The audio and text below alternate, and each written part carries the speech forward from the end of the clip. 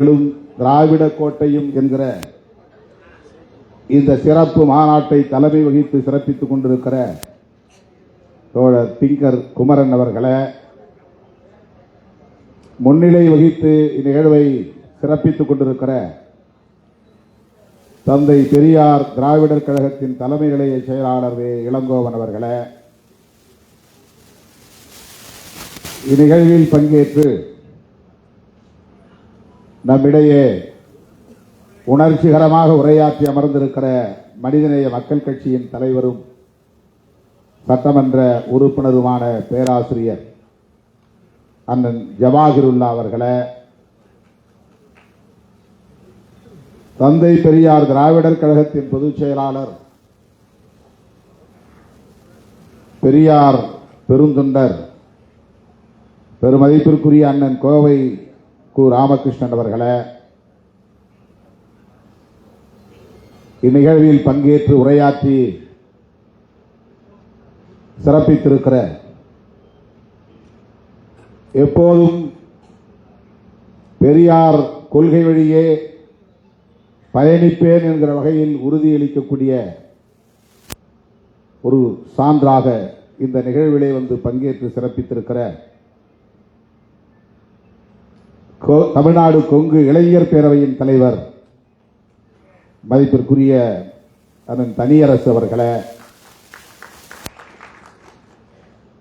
இந்நிகழ்வில் பங்கேற்று இதனை சிறப்பித்திருக்கிற தோழமை கட்சிகளை சார்ந்த தலைவர் பெருமக்களை, விடுதலை சிறுத்தைகள் கட்சியின் பொதுச் செயலாளரும் சட்டமன்ற உறுப்பினருமான தோழர் சிந்தனை செல்வன் அவர்களை,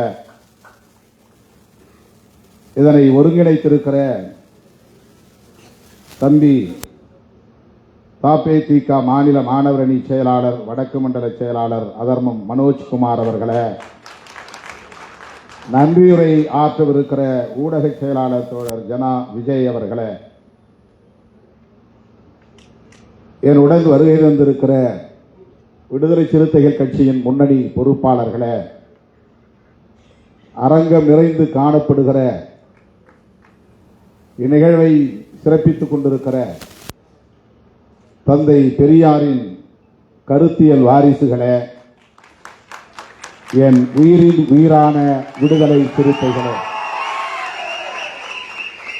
உங்கள் அனைவருக்கும் என்னுடைய பணிவார்ந்த வணக்கத்தை தெரிவித்துக் கொள்கிறேன். அனைவரின் பெயரையும் பெயர்களையும் இங்கே விழிக்க இயலவில்லை, பொறுத்தருள வேண்டுகிறேன். தந்தை பெரியார் திராவிடர் கழகம் இந்த முக்கியத்துவம் வாய்ந்த சூழலில், சட்டப்பேரவை தேர்தல் நெருங்கிக் கொண்டிருக்கிற சூழலில், சனாதன சக்திகள் இந்த மண்ணை ஆக்கிரமிக்க துடித்துக் கொண்டிருக்கிற சூழலில், பெரியாரின் அரசியலை எந்த சக்தியாலும் வீழ்த்த முடியாது என்பதை உறுதிப்படுத்தும் நோக்கில் இந்த சிறப்பு மாநாட்டை ஒருங்கிணைத்திருக்கிறது. இதிலே பங்கேற்று உரையாற்றக்கூடிய ஒரு வாய்ப்பை எனக்கு வழங்கியமைக்காக அண்ணன் கோவை கு ராமகிருஷ்ணன் அவர்களுக்கு என்னுடைய நெஞ்சார்ந்த நன்றியை முதலில் உரித்தாக்குகிறேன்.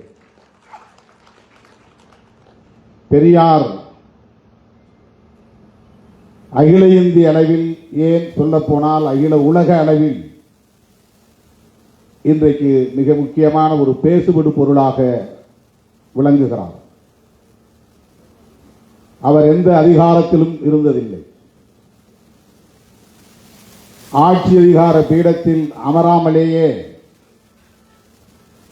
ஆட்சியில் இருந்தவர்களால் இருப்பவர்களால் வெகுவாக பேசப்படுகிற ஒரு பேராளுமையாக விளங்குபவர் தந்தை பெரியார்.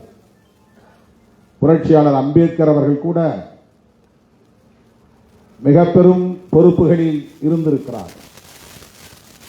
இந்திய ஆட்சி அதிகார பீடத்தில் அதிகாரம் வாய்ந்த பொறுப்பிலே இருந்து பணியாற்றி இருக்கிறார். அரசியல் நிர்ணய சபை உறுப்பினராக தேர்ந்தெடுக்கப்பட்டு அச்சபையில் அரசமைப்பு சட்டத்தை எழுதுவதற்கான குழுவின் தலைவராகவும் பொறுப்பேற்று பணியாற்றி இருக்கிறார். அப்படி புரட்சியாளர் அம்பேத்கர் அவர்களைப் போல அரசியல் தளத்தில் ஆட்சி அதிகாரத்தில் எந்த பொறுப்பையும் வகிக்காமல் இன்றைக்கு மிகப்பெரிய தாக்கத்தை அரசியல் களத்தில் ஏற்படுத்தி வருபவர் தந்தை பெரியார். அதுவே அவருக்குள்ள பெரும் சிறப்பு, அரும் சிறப்பு. ஒரு வார்டு கவுன்சிலராக கூட அவர் ஆக வேண்டும் என்று விரும்பியதில்லை. தமிழ்நாட்டின் முதலமைச்சராக பொறுப்பேற்கக்கூடிய அளவுக்கான சூழலும் அவரை தேடி வந்தது. ஆனாலும் அதை விரும்பவில்லை. அப்படி அதிகார வேட்கை இல்லாத ஒருவர் பதவிக்காக பொது வாழ்க்கைக்கு வந்து ஆசை வார்த்தைகளை பேசி அரசியல் செய்ய வேண்டும் என்கிற நோக்கம் இல்லாத ஒருவர் சாதிய அமைப்பால் பஞ்சமர்களைப் போல எந்த இழிவையும் அவமானத்தையும் சந்திக்காமல் சாதியை ஒழிக்க வேண்டும் என்று போராடிய ஒருவர் தந்தை பெரியார் மட்டும்தான். இது இந்திய அரசியலில் அவருக்குள்ள தனி சிறப்பு. அவர் செல்வந்தர் குடும்பத்தில் பிறந்தவர். ஓரளவுக்கு தகுதி, இந்து சமூக கட்டமைப்பிலே தகுதி உண்டு என்கிற ஒரு சாதிய அடையாளத்தோடு பிறந்தவர். அதாவது தமிழகத்தில் தொட்டால் தீட்டு, கண்டால் தீட்டு என்கிற நிலையில் உள்ள சமூக அடையாளம் அவருக்கு இல்லை. சமூகத்தில் அவருக்கு மதிப்புண்டு என்கிற அளவுக்கான ஒரு சமூக அடையாளம், நாயக்கர் என்கிற சமூக அடையாளம். ஆகவே அவருக்கு எந்த இடத்திலும் கோவிலிலே நுழையக்கூடாது, குளத்திலே இறங்கக்கூடாது, செருப்பு அணியக்கூடாது என்கிற நெருக்கடிகள் இல்லை, கட்டுப்பாடுகள் இல்லை, அவமானங்கள் இல்லை, அவமதிப்புகள் இல்லை. அப்படிப்பட்ட ஒரு சமூக தகுதியுள்ள குடும்பத்தில் பிறந்தவர், பொருளாதார வசதி படைத்த குடும்பத்தில் பிறந்தவர், பல கோவில்களில் தர்மகர்த்தா பொறுப்பை வகித்த தந்தைக்கு மகனாக பிறந்தவர். இப்படிப்பட்ட சோசியல் ஸ்டேட்டஸ், சமூக தகுதி அவருக்கு உண்டு. அவர் விரும்பியிருந்தால் அந்த வாழ்வே சுகமானது என்று அப்படியே வாழ்ந்திருக்க முடியும். இன்னும் பொருளாதாரத்தை மேம்படுத்திக் கொள்வதற்கான தொழிலை, வணிகத்தை நாடி சென்றிருக்க முடியும். நிலகுலங்களும் அவருக்கு ஏராளம் இருந்தன. ஒரு நிலக்கிழார் குடும்பத்திலும் பிறந்தவர். அப்படிப்பட்ட ஒருவர் தனது இறுதி மூச்சு வரையில் பொது வாழ்விலே தன்னை ஒப்படைத்துக் கொண்டார் என்றால் அவருடைய உழைப்பையும் ஈகத்தையும் ஒருவன் உள்நோக்கத்தோடு கொச்சைப்படுத்துகிறான் என்றால் அவன் இந்த மண்ணில் தமிழனாக வாழ தகுதியற்றவன், மனிதனாக வாழ தகுதியற்றவன் என்றுதான் நாம் புரிந்து கொள்ள வேண்டும்.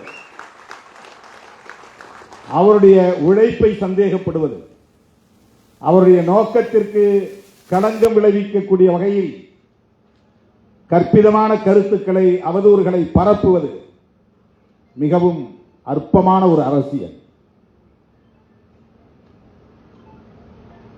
பொது வாழ்க்கைக்கு வரக்கூடிய பலர் ஏன் 199.99 விழுக்காடு பதவி ஆசை, ஆட்சி அதிகாரத்தின் மீது வேட்கை, அதன் மூலம் கிடைக்கிற புகழ், அதை ஒட்டி தம் மீது படுகிற வெளிச்சம், இவற்றுக்காகத்தான் பொது வாழ்க்கைக்கு வருகிறார்கள் என்பதை யாரும் மறுத்துவிட முடியாது. அப்படி எண்ணியிருந்தால் காங்கிரசிலேயே அவர் நீடித்திருக்க முடியும். அப்படி அவர் ஆசைப்பட்டிருந்தால் காங்கிரசிலேயே நீடித்து தமிழ்நாட்டின் முதலமைச்சராக ஆகியிருக்க முடியும். அல்லது அகில இந்திய அளவில் அவர் மிக உயர்ந்த பதவிக்கும் போயிருக்க முடியும். ஆனால் காங்கிரஸ் கட்சியில் நிலவுகிற சனாதன தர்ம அடிப்படையிலான பாகுபாட்டை எதிர்த்து அதிலிருந்து வெளியேறியவர் தந்தை பெரியார். பதவி அவருக்கு முதன்மையானது இல்லை, புகழ் அவருக்கு நோக்கம் இல்லை.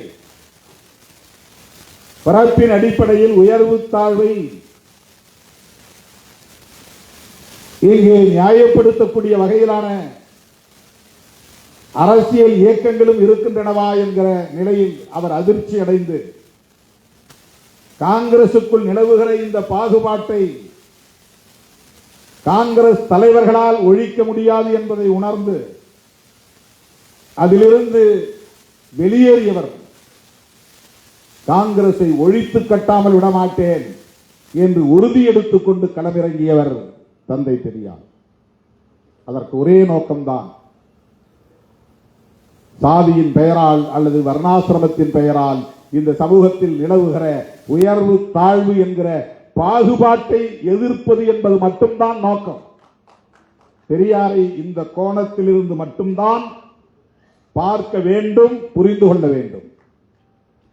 அவருடைய இறுதி மூச்சு வரையில் அவருடைய ஒற்றை நோக்கம், ஒற்றை இலக்கு சாதி ஒழிப்பு என்பதை நாம் புரிந்து கொள்ள வேண்டும். சாதியை ஒழிக்க வேண்டும் என்பதற்காக பொது வாழ்க்கைக்கு வந்த தலைவர்கள் இந்தியாவில் அரசியல் களத்தில் இரண்டே தலைவர்கள் தான். ஒருவர் புரட்சியாளர் அம்பேத்கர், இன்னொருவர் தந்தை பெரியார். அவர் அரசியல் இயக்கம் கண்டார், அரசியல் களத்தில் பணியாற்றினார், மத்திய அமைச்சர் என்கிற அளவுக்கு உயர் பொறுப்பில் இடம் வகித்தார். ஆனாலும் ஜாதி ஒழிப்பு என்பதுதான் அவருடைய இறுதி இலக்காக இருந்தது. புரட்சியாளர் அம்பேத்கருடைய அணுகுமுறை அனைத்தும் சாதியை ஒழிப்பதற்கான செயல் திட்டங்களை கொண்டதாகவே இருந்தது. அப்படி தேர்தல் அரசியலில், நாடாளுமன்ற ஜனநாயகத்தில் ஈடுபாடு கொள்ளாமலேயே ஜாதியை ஒழிக்க வேண்டும் என்பதற்காக தன்னை முழுமையாக ஒப்படைத்துக் கொண்ட மாசற்ற தலைவர் தந்தை பெரியார். அவரை போய் அவர் தெலுங்கர், அதனால்தான் கன்னடர், அவர் கன்னடர், அதனால்தான் அவர் தமிழர் என்கிற உணர்வு இங்கே வெகுண்டிட விடாமல் தடுத்தார். திராவிடர் என்று தமிழர் என்கிற அடையாளம் அழிக்கப்படக்கூடிய வகையிலே திராவிடர் என்ற சொல்லாடலை கையாண்டார். திராவிடம் என்கிற அரசியலை கையில் எடுத்தார். அதனால்தான் தமிழர்கள் இங்கே பின்னுக்கு தள்ளப்பட்டார்கள், தமிழர்கள் ஒடுக்கப்பட்டார்கள், தமிழர்கள் சுரண்டப்பட்டார்கள் என்று உள்நோக்கம் கற்பிப்பது அப்பட்டமான அற்ப அரசியல். இதைவிட வேறு எதையும் நாம் சொல்ல முடியாது. மிக கேவலமான ஒரு அரசியல். தந்தை பெரியாருடைய சிந்தனைகளை சந்தேகப்படுவது, அவருடைய நோக்கங்களுக்கு உள்நோக்கம் கற்பிப்பது, அவரை தெலுங்கர் என்றோ கன்னடர் என்றோ அடையாளப்படுத்துவது ஒன்று அரசியல் அறியாமையாக இருக்க வேண்டும், அல்லது அவர்கள் பார்ப்பனர்களின் கைக்கூலிகளாக இருக்க வேண்டும் என்பதை தவிர வேறு எந்த அடிப்படையும் இருக்க வாய்ப்பில்லை. அவருக்கு சாதியை ஒழிக்க வேண்டும் என்கிற தேவை எங்கிருந்து வந்தது? அம்பேத்கர் சொல்லுவதிலே ஒரு பொருள் இருக்கிறது, திருமாவளவன் சொல்லுவதிலே ஒரு பொருள் இருக்கிறது. தந்தை பெரியார் ஏன் சாதியை ஒழிக்க வேண்டும் என்று சொன்னார்?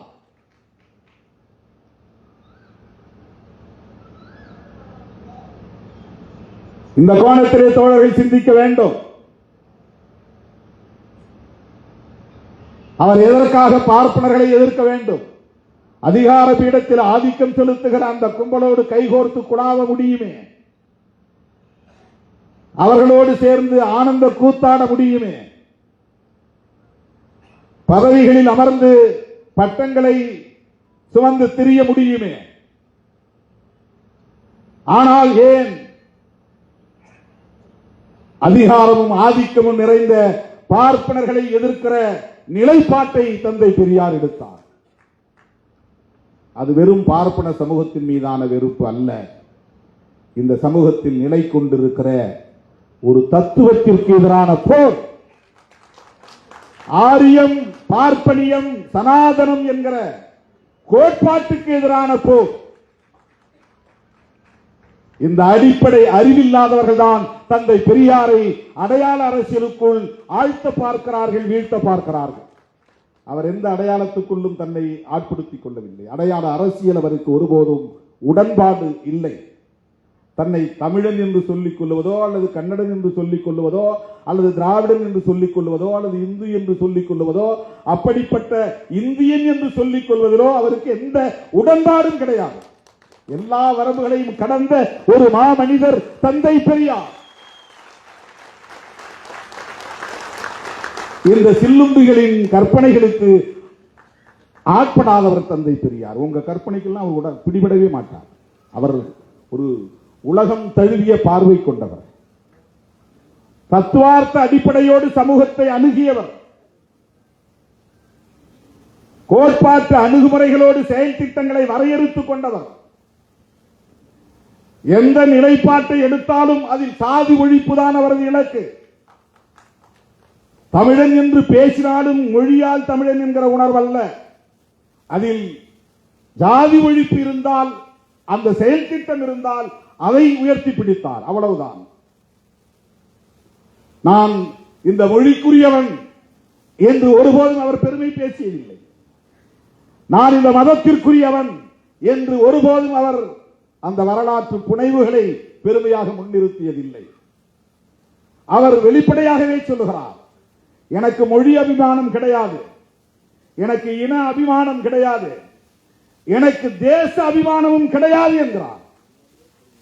இப்படி ஒரு தலைவர் 20ஆம் நூற்றாண்டிலே இந்தியாவில் தோன்றியது இவர் ஒருவர் மட்டும்தான்.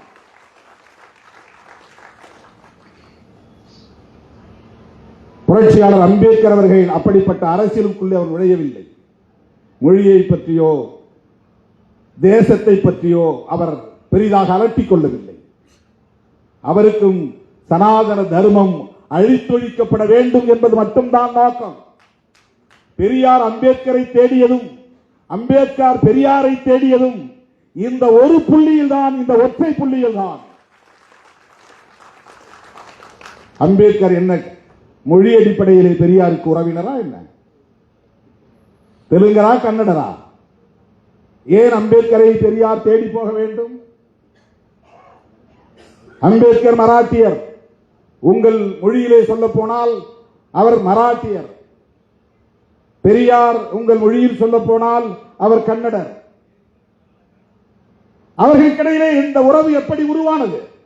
மொழி அடிப்படையிலா அல்லது திராவிடம் என்கிற திராவிட தேசத்தின் அடிப்படையிலா? இல்லை. அவரும் பார்ப்பனியத்தை எதிர்த்து போராடுகிறார், இவரும் பார்ப்பனியத்தை எதிர்த்து போராடுகிறார். கொள்கை வழி உறவு, கோட்பாட்டு உறவு. இதை புரிந்து கொள்ள அந்த அற்பர்களால் முடியாது. இதற்கு ஒரு தத்துவார்த்த பார்வை தேவை. அந்த அரசியல் புரிதல் இருந்தால் மட்டும்தான் இவர்களை அறிந்து கொள்ள முடியும்.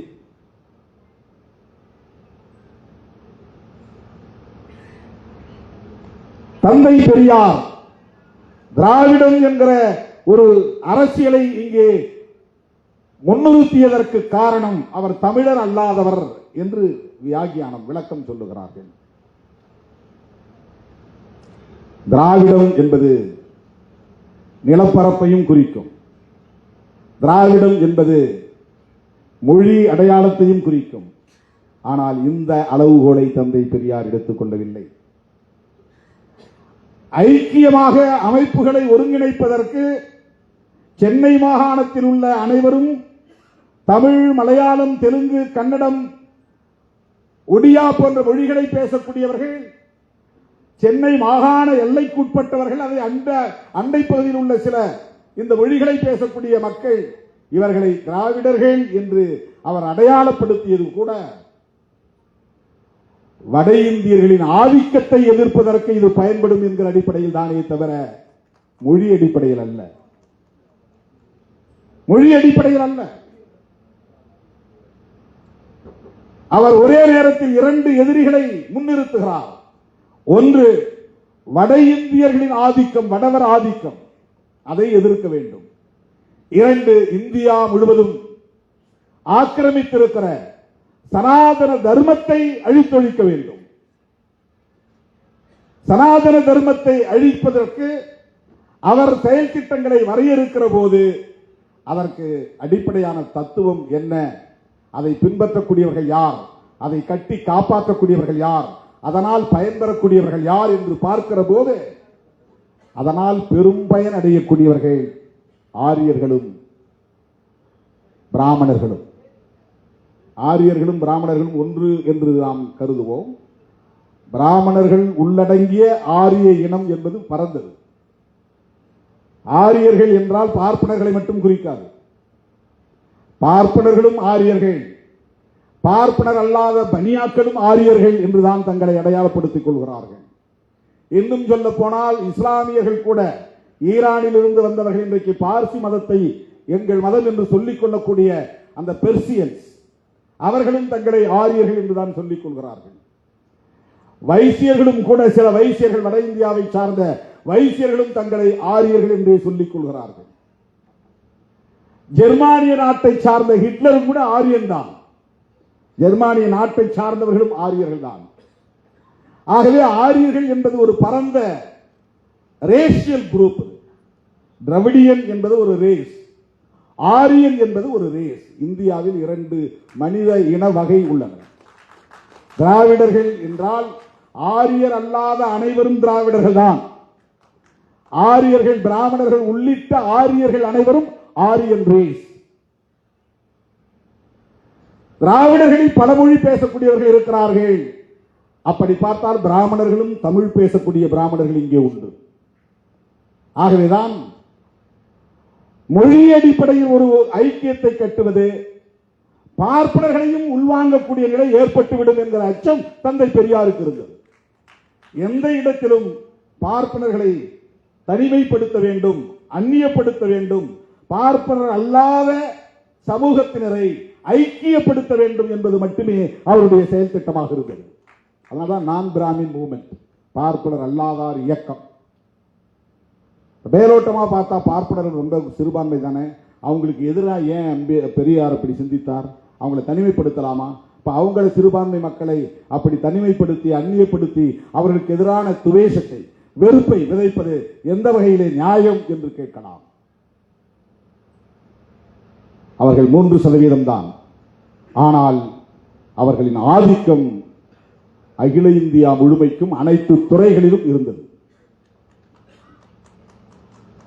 அதற்கு எது சாதகமாக இருந்தது என்றால், எண்ணிக்கையில் அவர்கள் மிகவும் சிறுபான்மையினராக இருந்தாலும் அவர்களுக்கான பாதுகாப்பை உறுதிப்படுத்துவது இந்த மண்ணில் நிலைப்படுத்தப்பட்டிருக்கிற சனாதன தர்மம் தான், அல்லது பார்ப்பனிய தர்மம் தான், அல்லது மனு தர்மம் தான், அல்லது வர்ணாசிரம தர்மம் தான். இதை கண்டு வந்தவர் தந்தை பெரியார். ஆகவே பார்ப்பனர்களை அந்நியப்படுத்துவது, தனிமைப்படுத்துவது என்கிற துணிச்சலான முடிவை 20ஆம் நூற்றாண்டிலே உயர்த்தி பிடித்தவர் தந்தை பெரியார்.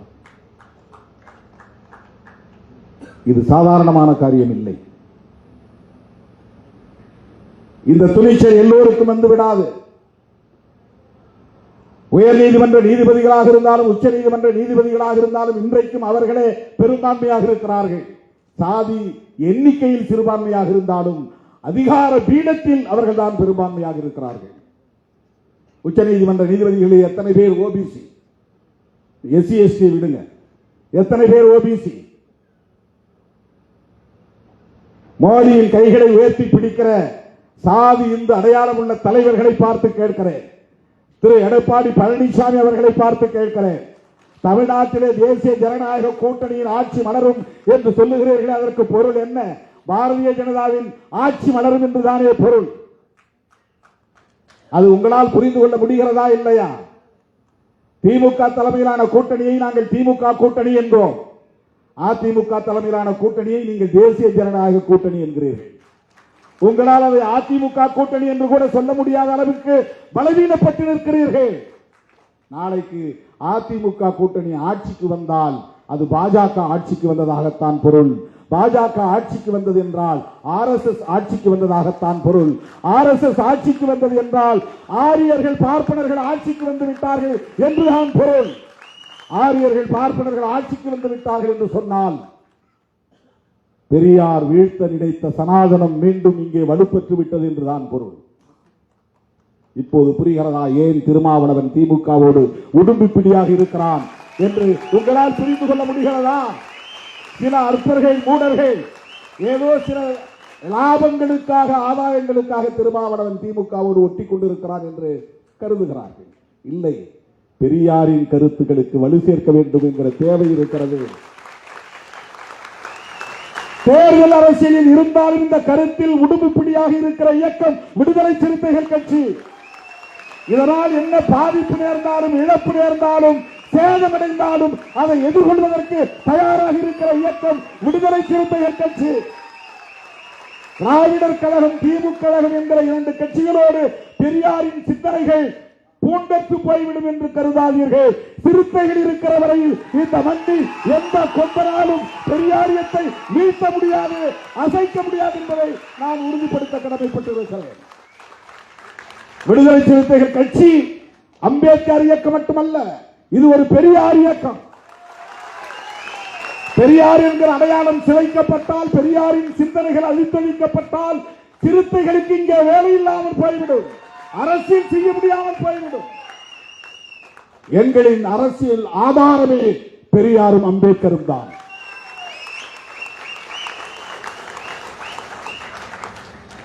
அந்த அரசியலுக்கு வேட்டு வைக்க பார்க்கிறார்கள். இது இன்றைக்கு நேற்றைக்கு நிகழ்ந்ததல்ல. பெரியார் வாழ்ந்த காலத்திலேயே பெரியாருக்கு நேருக்கு நேராகவே அவரை மிக கேவலமாக விமர்சித்திருக்கிறார்கள், எதிர்த்து அரசியல் செய்திருக்கிறார்கள். அவற்றை எல்லாம் ஒரு பொருட்டாகவே எடுத்துக்கொள்ளாதவர் தந்தை பெரியார்.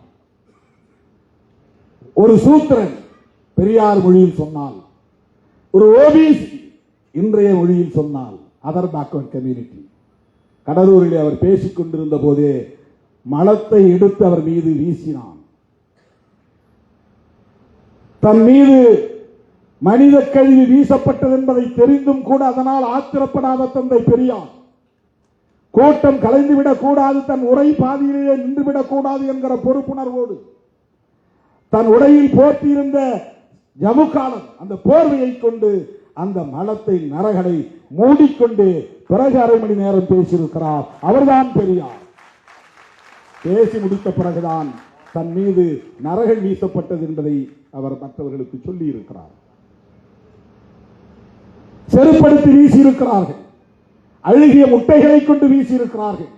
இவற்றையெல்லாம் எந்த பார்ப்பனரும் செய்யவில்லை. பார்ப்பனர்களின் ஏவலாட்களாக இந்த பிற்படுத்தப்பட்ட மிகவும் பிற்படுத்தப்பட்ட சமூகத்தில் பிறந்த சகோதரர்கள் தான், பெரியார் மொழியில் சொல்ல போனால் சூத்திரர்கள் தான் அவருக்கு எதிராக இந்த நடவடிக்கைகளை எல்லாம் செய்திருக்கிறார்கள். அரசியல் ரீதியாக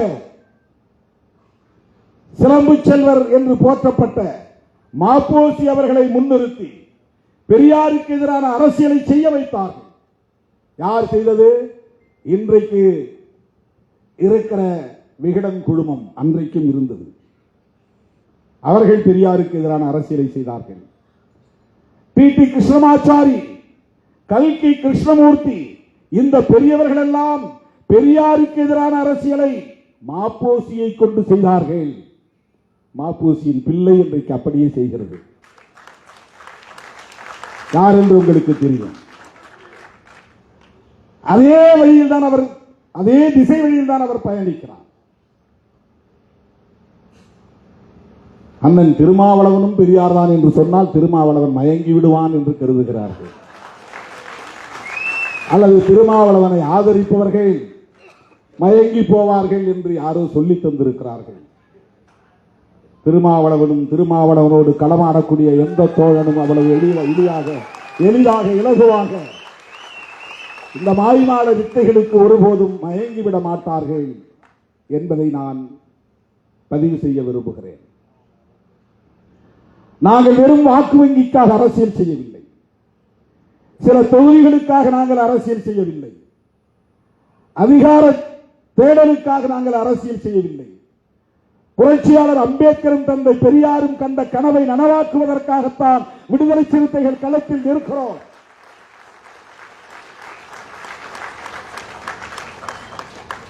தேர்தல் நேரத்தில் கட்சியை கலைச்சிட்டு புதுசா பொறுப்பு போடக்கூடிய துணிச்சல் யாருக்காவது உண்டா?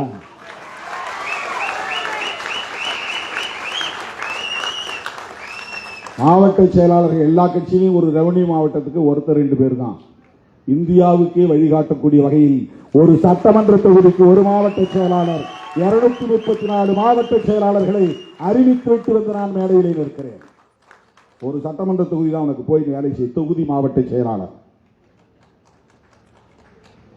எங்களுக்கு நிலப்பரப்பு குறைஞ்சு போச்சு அப்படின்னு சிலருக்கு அதிருப்தி இருக்கலாம். என்னை விட கீழான நிலையில் இருந்தவனா நீங்க மாவட்ட செயலாளர் ஆக்கிட்டீங்க என்று சில பேருக்கு வருத்தம் இருக்கலாம். ஆனால் என்னை ஏற்றுக்கொண்ட தோழர்கள் ஒருபோதும் இதற்காக வெளியேற மாட்டார்கள், விலக மாட்டார்கள்.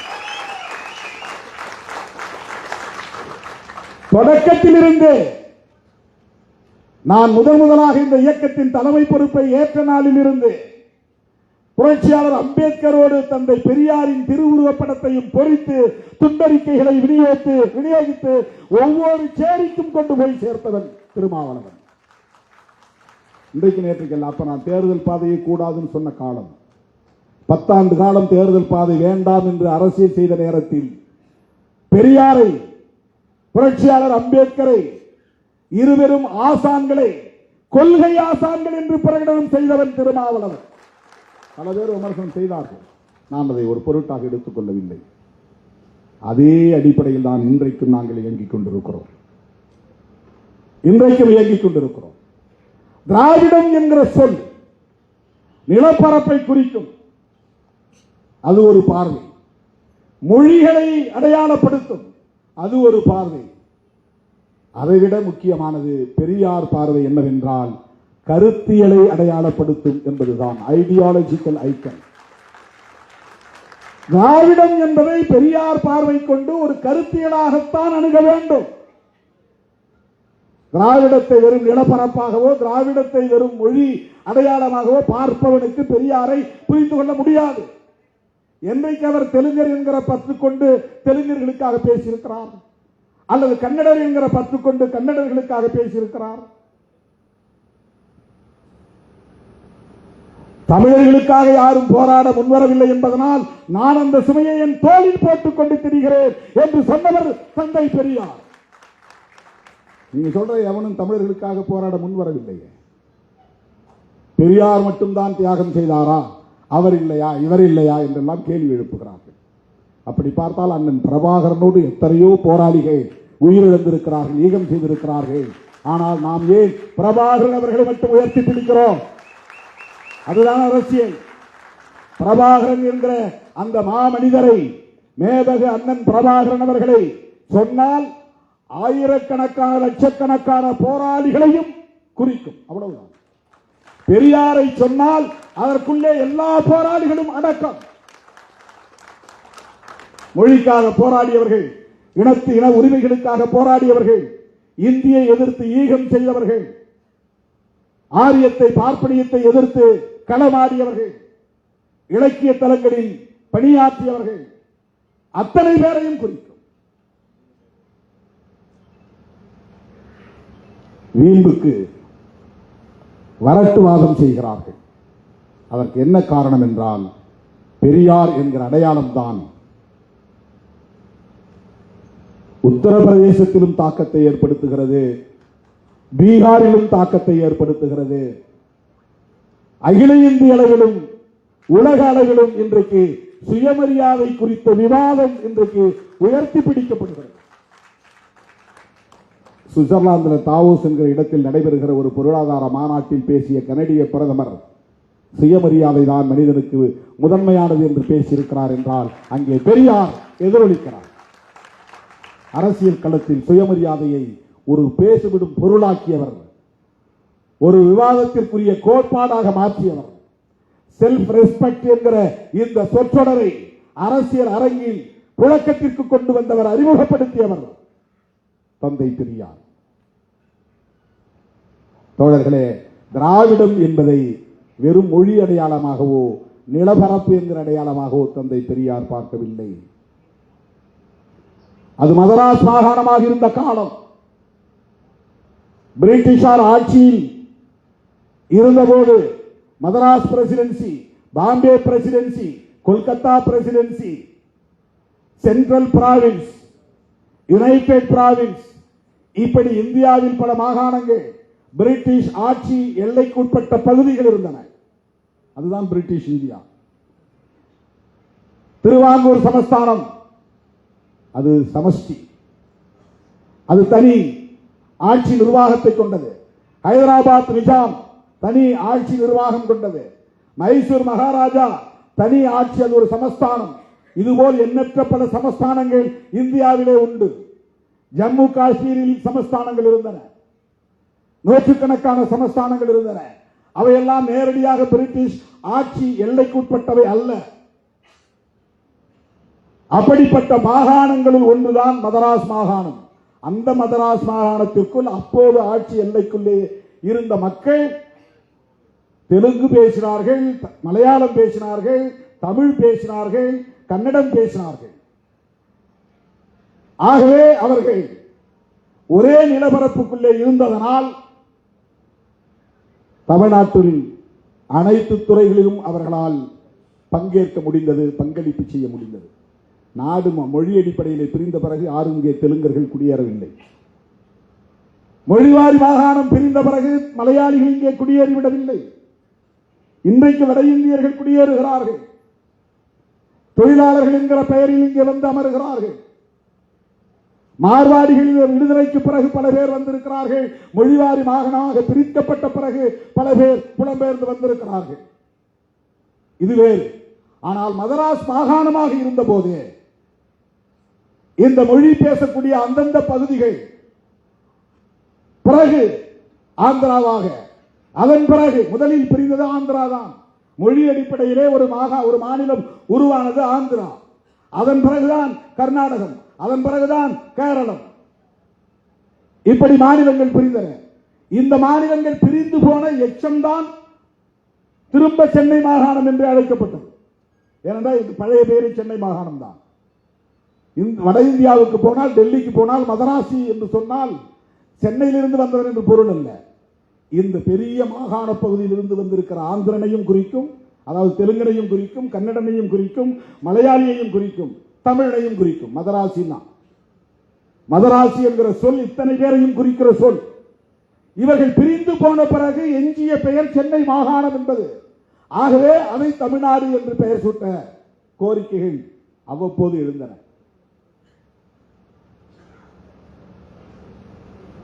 அண்ணா ஆட்சியில் இருந்த காலத்தில் அதிகாரபூர்வமாக, சட்டப்பூர்வமாக தமிழ்நாடு என்று இதற்கு பெயர் சூட்டப்பட்டது. இது வரலாறு.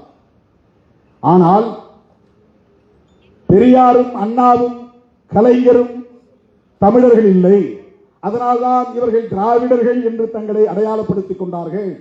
அதனால்தான் இவர்கள் திராவிடம் என்கிற அரசியலை உயர்த்தி பிடித்தார்கள். அண்ணாவையும் இவர்கள் விட்டு வைக்கவில்லை. அவரும் தெலுங்கு முதலியாராம். ஏன்னா அவங்க அம்மா பேரு பங்காரு அம்மையாராம். பங்காருனாக்க தெலுங்கு மொழி பேசக்கூடியவங்க தான் பேர் வைப்பாங்க. பங்காருனா தங்கம்னு அர்த்தம். தமிழ்ல தங்கம், தெலுங்குல பங்காரு. கலைஞர் ஆந்திராவில் இருந்து அங்க முன்னோர்கள் வந்தாங்களாம். திராவிட தலைவர்கள் அத்தனை பேரையும் மொழி அடிப்படையில் அடையாளப்படுத்துகிறார்கள். அண்ணன் கோவைக்கு ராமகிருஷ்ணன் அவர்களையும் அப்படிதான் மொழி அடிப்படையில் அடையாளப்படுத்துகிறார்கள். ஆனால் தமிழுக்காகவும், தமிழ் ஈழத்திற்காகவும், விடுதலை புலிகளுக்காகவும் அவர் பட்ட பாடு, அவர் சந்தித்த சவால்கள், அவர் சந்தித்த நெருக்கடிகள், இன்னைக்கு பிரபாகரன் அவர்களின் பெயரை உச்சரிக்கக்கூடிய இந்த கற்றுக்குட்டிகளுக்கு தெரியுமா? காட்டு கூச்சலிடும் கற்றுக்குட்டிகளுக்கு கோவைக்கு ராமகிருஷ்ணன் அவர்களின் தியாகம் என்னவென்று தெரியுமா? விடுதலை புலிகள் தோழமை கழகம் என்ற ஒரு இயக்கத்தை ஆரம்பித்த போது இவர்கள் எல்லாம் எங்கிருந்தார்கள் என்று யாருக்கும் தெரியாது.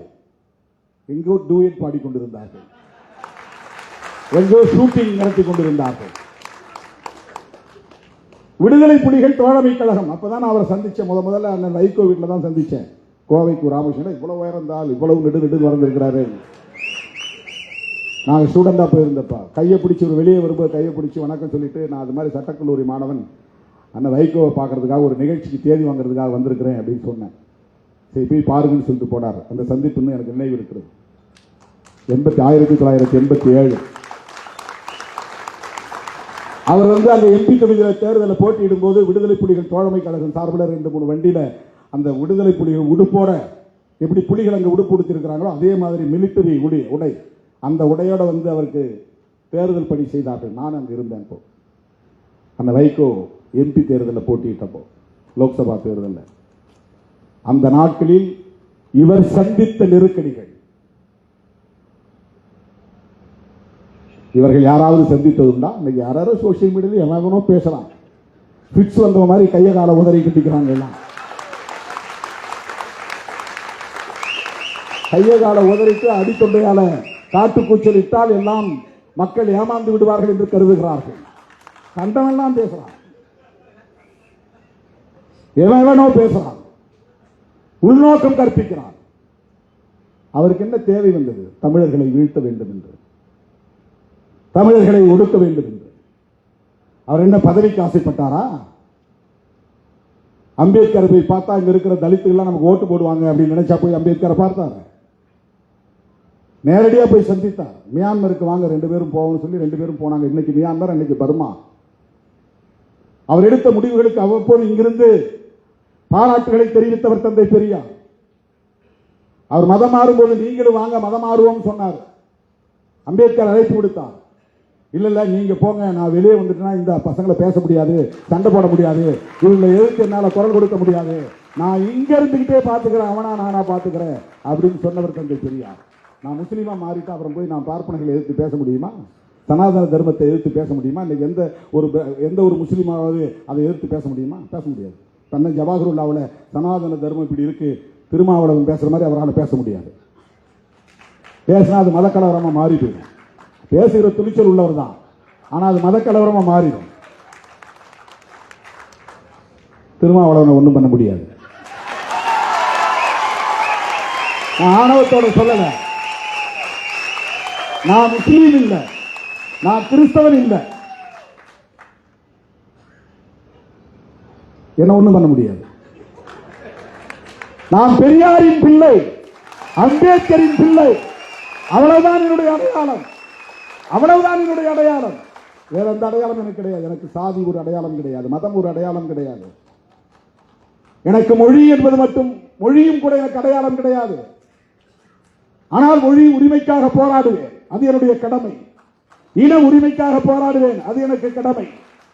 விடுதலை புலிகளை ஆதரிப்பது நான் வெறும் மொழி உணர்வால் அல்ல, இன உணர்வால் அல்ல, சிங்கள பௌத்த பேரினவாதத்தின் ஆதிக்கத்தை எதிர்ப்பதற்காக புலிகளுக்கு நாங்கள் ஆதரவு தெரிவிக்கிறோம். ஒரு தேசிய இன விடுதலைக்கான போராட்டம் என்கிற முறையிலே புலிகளை ஆதரிக்கிறோம். அண்ணன் பிரபாகரன் அவர்களை ஆதரிக்கிறோம். அண்ணன் ஏதோ சொன்னார் என்றான். எனக்கு தெரிஞ்சு என்கிட்ட பேசின மாதிரி மற்றவங்கிட்ட பேசினாரான்னு எனக்கு தெரியாது.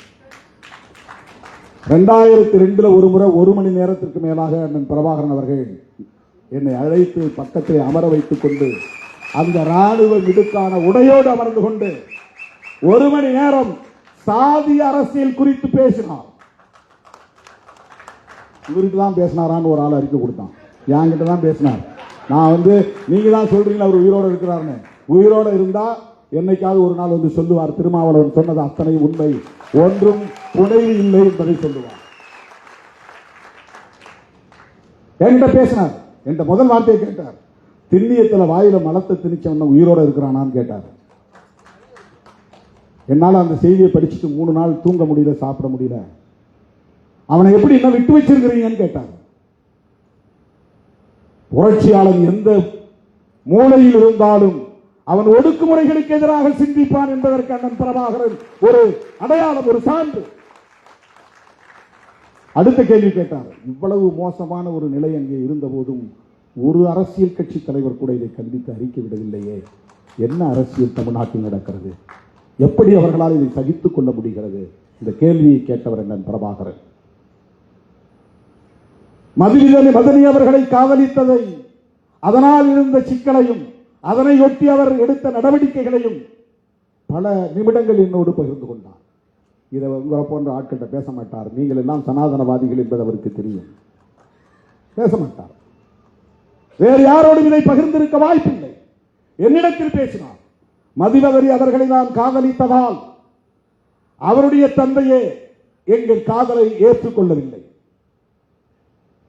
மாநிலத்தின் தமிழ்க்கூடல் முடிந்ததும் நான் வள்ளிக்கு சென்று அவரை சந்தித்த போது, அண்ணா உங்கள் மாமனாரை சந்தித்தேன் என்று சொன்னதும் அடுத்த நொடியே அவர் ஒரு வார்த்தை சொன்னார். நான் அதிர்ந்து போனேன். அதன் பிறகு அந்த காதல் குறித்தும், காதல் தொடர்பான பிரச்சனைகள் குறித்தும், அதனையொட்டி அவர் எடுத்த நடவடிக்கைகள் குறித்தும், வல்வெட்டி துறையிலே 14 பேரை நான் சுட்டுக் கொன்றேன் என்று சொன்னார். எவனும் இதை மறுக்க முடியாது. சாதிக்கு எதிரான நடவடிக்கை. மதிவதனி சார்ந்த சமூகம் நான் இல்லை என்பதனால் என்னை தலைவனாக ஏற்றுக்கொள்ள இந்த மண்ணில் பெரும் தயக்கம் இருந்தது. காலப்போக்கில் அது தகர்ந்து போனது. நீங்களும் அந்த பொறுமையை கடைபிடிக்க வேண்டும். தமிழ்நாடு உங்களை ஏற்கிற காலம் வரும் என்று சொன்னார் அண்ணன் பிரபாகரன். என்னிடத்தில் பகிர்ந்து கொண்டார்.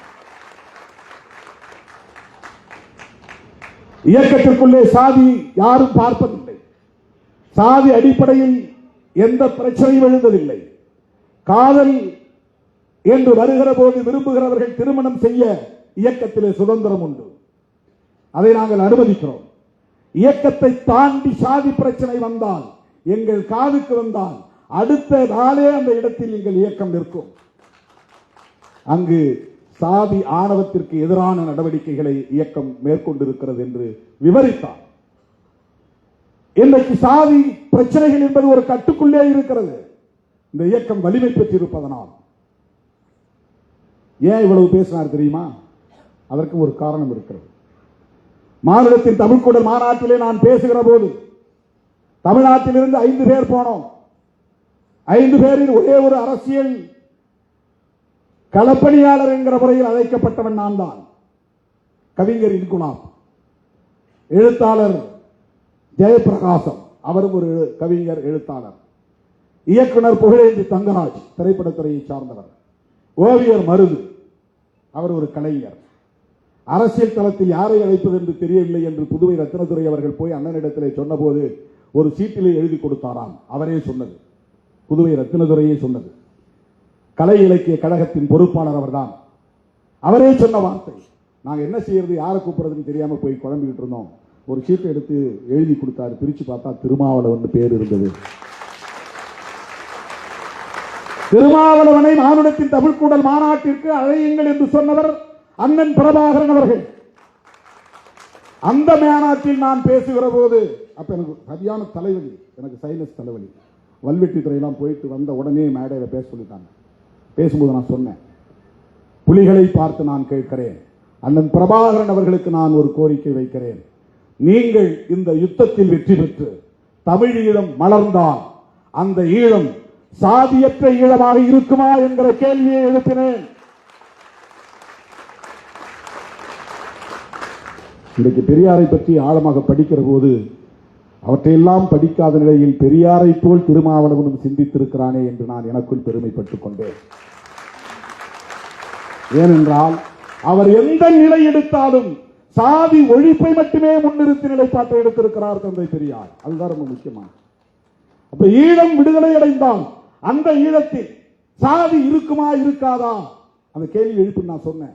இங்கிருந்து அயல் நாடுகளுக்கு போனவர்கள் நிலபுலத்தை விட்டுவிட்டு போயிருக்கிறார்கள், ஆடு மாடு உள்ளிட்ட கால்நடைகளை விட்டுவிட்டு போயிருக்கிறார்கள், உற்றார் உறவினர்களை விட்டு போயிருக்கிறார்கள். ஆனால் சாதியை விட்டு போயிருக்கிறார்களா என்று தெரியாது. அவர்கள் திரும்பும் போது சாதியோடே வந்தால் தமிழீழம் என்னவாகும் என்ற கேள்வியை எழுப்பியவன் திருமாவளவன். 2002 விடுதலை புலிகளின் மாநாட்டு, மானுடத்தின் தமிழ்க்கூடல் மாநாட்டில் மலரப்போகும் தமிழீழத்தில் சாதி இருக்குமா இருக்காதா என்ற கேள்வியை எழுப்பினேன். நான் பேசி முடித்தவுடன் ஆவேசத்தோடு வந்து அண்ணன் புதுவை ரத்தினதுரை அவர்கள் என் கையில் இருந்த ஒலிபேசியை பிடித்து பிடுங்கி பேசினார். எங்கள் தலைவர் பிரபாகரன் சாதி ஒழிப்புடன் கூடிய தமிழீழத்தை வென்றெடுக்கவே போராடுகிறார். நாளை மலரவிருக்கிற தமிழீழத்தில் சாதி இருக்குமே, ஆனால் அந்த ஈழம் எங்களுக்கு தேவையில்லை என்று பேசியவர் புதுவை ரத்தினதுரை. தோழர்களே, இந்த பேச்சுதான் அவருடைய காதுக்கு போயிருக்கிறது. அதனால்தான் இந்த மாநாடு முடிந்து நான் அவரை சந்தித்து பேசிய போது நெடுநேரம் என்னிடத்தில் சாதியை பற்றிய உரையாடினார். தமிழீழத்தில் சாதி இருக்காது என்பதை உறுதிப்படுத்தினார். சாதியால் தான் சிதறி கிடக்கிறோம் என்பதை திரும்ப திரும்ப சொன்னார். தமிழ்நாட்டில் உங்களை ஏற்கிற காலம் வரும், அதுவரையில் பொறுமையாக இருக்க வேண்டும் என்று சொன்னார். இதெல்லாம் 100% உண்மை. அண்ணன் என்னோடு பேசியது 100% உண்மை. இன்னும் பல விவரங்கள், அதையெல்லாம் நான் சொல்ல விரும்பவில்லை. ஆனால் இன்றைக்கு பேசுகிறவர்கள் அண்ணன் சொல்லித்தான் பெரியார் எதிர்ப்பை கையில் எடுக்கிறோம் என்று சொன்னால் இது எவ்வளவு பெரிய அயோக்கியத்தனம்! பிரபாகரன் அவர்களையே கொச்சைப்படுத்துவதாக இருக்கிறதே. அண்ணன் பிரபாகரன் அவர்கள் எங்கே அப்படி சொன்னார்? ஏதேனும் ஒரு பதிவை காட்டுங்கள். எங்கே அப்படி எழுதியிருக்கிறார்? என்றைக்கு அவர் திராவிடத்தை எதிர்த்து பேசியிருக்கிறார்? அவர் இந்தியாவையே எதிர்க்கவில்லையே, இந்திய அரசையே அவர் விமர்சிக்கவில்லையே. இந்தியாவின் துணையோடு தான் நம்மால் ஈழத்தை வென்றெடுக்க முடியும் என்கிற நம்பிக்கை கொண்டிருந்தவர் அல்லவா? உங்களை போல காங்கிரஸை விமர்சிப்பது, இந்திய அரசை விமர்சிப்பது என்கிற நிலைப்பாட்டை கூட அவர் எடுத்ததில்லையே. அவருடைய அரசியலை எப்படி நீங்கள் கொச்சைப்படுத்தலாம்? குருமூர்த்தி சொன்னார் என்று சொல்லிக் கொள்ளுங்கள். பெரியாரை நாங்கள் எதிர்ப்பதற்கு இவர்தான் காரணம் என்று சொல்லுங்கள். எச் ராஜா தான் காரணம் என்று சொல்லுங்கள். அல்லது வேறு யாராவது RSS காரர்கள் தான் காரணம் என்று சொல்லுங்கள். எப்படி அண்ணன் பிரபாகரன் அவர்களின் பெயரை சொல்லலாம்? அவர் திராவிடத்திற்கு எதிரானவரா? யோசித்து பாருங்கள். சிங்களம் அது ஒரு இனத்தின் அடையாளம், பௌத்தம் அது மதத்தின் அடையாளம், பேரினவாதம் என்பது பெரும்பான்மை என்கிற அடிப்படையிலான ஒரு அடையாளம். தங்களுடைய பகைவர்களை இப்படித்தான் அவர் அடையாளப்படுத்தினார். சிங்கள பௌத்த பேரினவாதிகள், அவ்வளவுதான் அவருடைய பகைவர்கள்.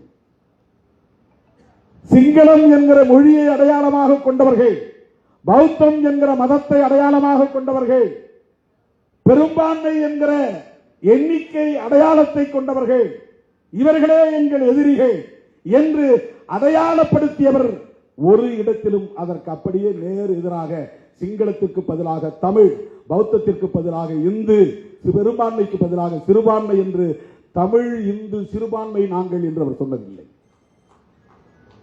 அவருடைய உரையிலோ எழுத்திலோ அல்லது அவருடைய செயல் திட்டங்களிலோ தமிழர் என்ற அடையாளத்தை தவிர இந்து என்கிற சொல்லை அவர் எங்கும் கையாண்டதில்லை. இந்து என்கிற சொல்லை கையாளாதவர், அப்படி ஒரு அடையாளத்தை ஏற்க விரும்பாதவர், அதன் அடிப்படையில் இந்தியாவில் இருக்கிற இந்து மதவாதிகளின் ஆதரவை விரும்பாதவர், அந்த அடிப்படையில் பிஜேபி RSS போன்றவர்களின் தயவை நாடாதவர் எப்படி உங்கள்கிட்ட போய் இப்படி சொல்லியிருப்பார் திராவிடம் நமக்கு எதிரானது என்று? என்ன அரசியல்? யாரை கொச்சைப்படுத்துகிறீர்கள்? உங்கள் பிழைப்புவாதத்திற்காக யாரை வேண்டுமானாலும் பயன்படுத்திக் கொள்ளுங்கள். அண்ணன் பிரபாகரனை எப்படி தவறாக பயன்படுத்துவதை நாங்கள் வேடிக்கை பார்க்க முடியாது. பிரபாகரன் ஒட்டுமொத்த தமிழகத்திற்குமானவர், எல்லோருக்குமானவர். 1983 இருந்து 2009 வரையில் மாணவ பருவத்திலிருந்து இந்த இயக்கத்தின் தலைவனாக வந்த காலத்து வரையில் ஈழப் பிரச்சனையில் ஈடுபாடு கொண்டவன் திருமாவளவன், களமாடியவன் திருமாவளவன், பல போராட்டங்களில் பங்கேற்றவன் திருமாவளவன். நீங்கள்லாம் 2009 பின்னால வந்த கற்றுக்குட்டிகள். உங்களுக்கு என்ன தெரியும்? என்ன அரசியல் தெரியும்? ஈழம் குறித்து உங்களுக்கு என்ன தெரியும்? ஈழ விடுதலையை பற்றி உங்களுக்கு என்ன தெரியும்? நீங்கள் பேசுவது தமிழ் தேசியமா? எது தமிழ் தேசியம்? தமிழ் தேசியம் என்றால் என்ன? வெறும் மொழி உணர்வா? வெறும் இன உணர்வா? வெறும் நிலப்பரப்பு பாதுகாப்பா? தமிழ் தேசியத்தின் உண்மையான எதிரி என்பது வெளிப்படையாக சொல்ல விரும்புகிறேன், கருத்தியல் புரிதலுக்காக சொல்ல விரும்புகிறேன். தமிழ் தேசியத்தின் எதிரியை இந்திய தேசியமாகத்தான் இருக்க முடியும். தெலுங்கு தேசியமோ மலையாள தேசியமோ இருக்க முடியாது. இந்திய தேசியத்தை எதிர்க்கிற அரசியல் தான் தமிழ் தேசிய அரசியல். ஏனென்றால் இந்திய தேசியம் என்பது மொழி வழி அடிப்படையிலான தேசியத்தை ஒருபோதும் ஏற்காது. மொழி வழி அடிப்படையில் மாநிலங்கள் பிரிப்பதை கூட ஒத்துக்கொள்ளாது. அப்படி பிரிவது பிராந்தியவாதத்தை வளர்க்கும் என்று நம்பக்கூடியவர்கள், பிரிவினைவாதத்தை வளர்க்கும் என்று நம்பக்கூடியவர்கள், மத அடிப்படையில் இந்தியாவை ஒரே தேசமாக ஆக்க வேண்டும் என்பதுதான் RSS திட்டம். காங்கிரஸ் பேசிய இந்திய தேசத்திற்கும் பிஜேபி பேசுகிற இந்திய தேசத்திற்கும் ஒரு வேறுபாடு உண்டு. காங்கிரஸ் வெறும் நாட்டின் அடையாளத்தை அடிப்படையாக கொண்டது. நாம் அனைவரும் இந்திய தேசவாதிகள், அதனால் இந்தியர்கள். இதுதான் காங்கிரஸ் வைத்த தேசியவாதம். நீ தமிழ் பேசினாலும் சரி, மலையாளம் பேசினாலும் சரி, மராத்தி பேசினாலும் சரி, குஜராத்தி பேசினாலும் சரி, நீயும் இந்தியன் நானும் இந்தியன், வெள்ளையடை வெளியேற்ற போராடுவோம் வாருங்கள். இது காங்கிரஸ் முன்வைத்த தேசியவாதம். பிஜேபி முன்வைக்கிற தேசியவாதம் அப்படி அல்ல. பிரிட்டிஷாரை எதிர்ப்பதனுடைய நோக்கம் இல்லை. ஏனென்றால் பிரிட்டிஷார் இல்லை. ஆனால் ஒரு தேசத்தை கட்ட வேண்டும். அம்பேத்கரும் ஒரு தேசத்தை கட்ட விரும்புகிறார். பெரியாரும் ஒரு தேசத்தை கட்ட விரும்புகிறார். காங்கிரசும் ஒரு தேசியவாதத்தை தேசத்தை கட்ட விரும்புகிறது. பிஜேபியும் ஒரு தேசத்தை கட்ட விரும்புகிறது. ஒவ்வொருவருக்கும் ஒவ்வொரு பார்வை உண்டு. அம்பேத்கர் எப்படிப்பட்ட தேசத்தை கட்ட விரும்பினார் என்றால், அவர் விரும்பியது பௌத்த இந்தியாவை கட்டமைக்க வேண்டும் என்பது. பௌத்தம் என்பது மதத்தின் அடிப்படையில் அல்ல. அம்பேத்கர் சொல்லுவது பௌத்த இந்தியா என்றால் சமத்துவ இந்தியா என்பதுதான் அம்பேத்கரின் தேசியவாதம். அவருடைய தேசியவாதம் சமத்துவ தேசியவாதம். இந்தியாவில் பிறப்பின் அடிப்படையில் உயர்வு தாழ்வு இருக்கக்கூடாது. இந்தியாவுக்கு மதம் இருக்கக்கூடாது. இந்த அரசு ஒரு மதசார்பற்ற அரசு. ஆகவே மதச்சார்பின்மை என்பதை முதன்மை கோட்பாடாக உயர்த்தி பிடித்தவர் புரட்சியாளர் அம்பேத்கர் அவர்கள். இது எவ்வளவு பெரிய துணிச்சல்! உலகத்தில் எல்லா நாடுகளுக்கும் ஸ்டேட் ரிலிஜன் உண்டு.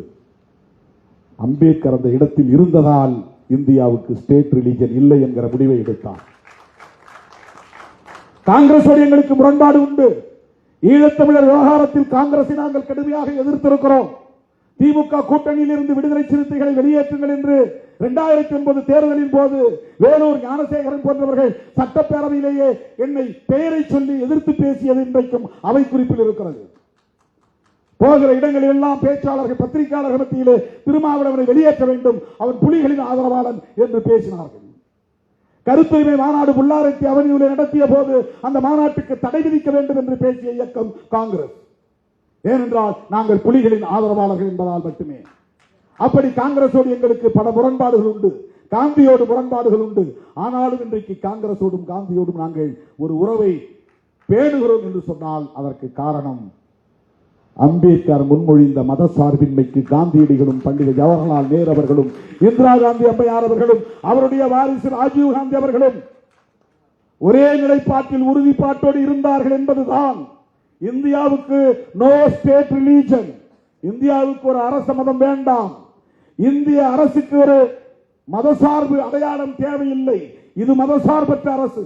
இந்த கருத்திலே அம்பேத்கர் அவர்களுக்கு ஒத்துழைத்தது நேருவும் காந்தியும்.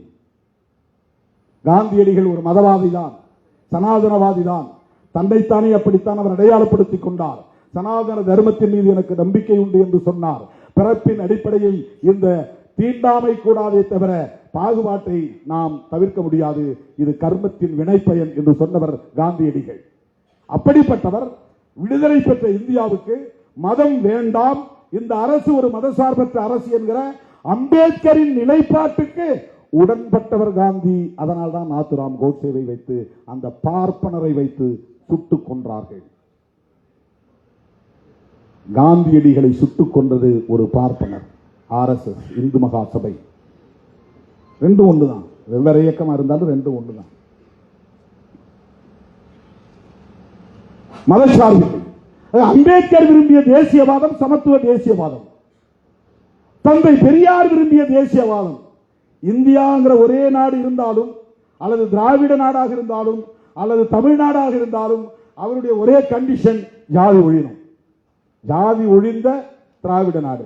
ஏன்னா அவன் வடநாட்டுக்காரனோடு நம்ம சேர்ந்திருந்தா அவனுடைய புராண குப்பைகள்லாம் இங்க வந்து சேருது. அவன் ஆக்கிரமிப்பு பண்றான்.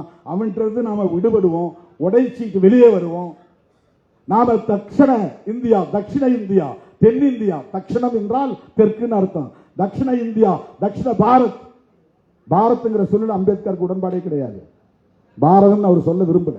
இவங்கெல்லாம் கட்டாயப்படுத்தி இந்தியா அல்லது பாரத் அப்படின்னு எழுத வச்சாங்க.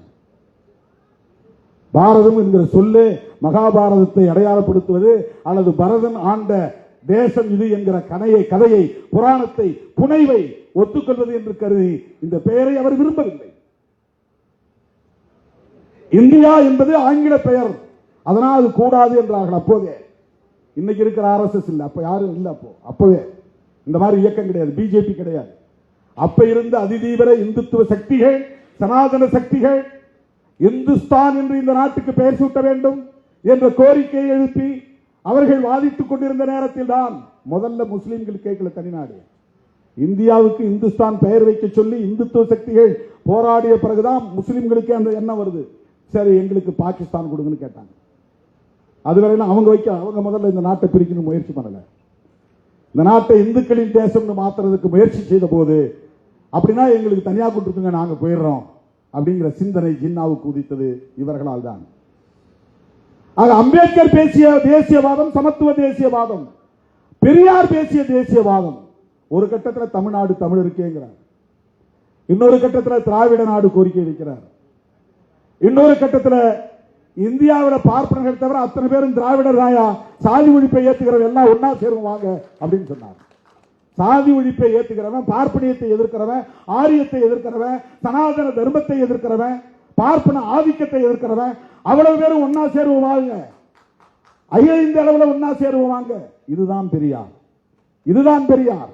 அவருக்கு மொழி அடையாளம் கிடையாது, அவருக்கு மதம் அடையாளம் கிடையாது.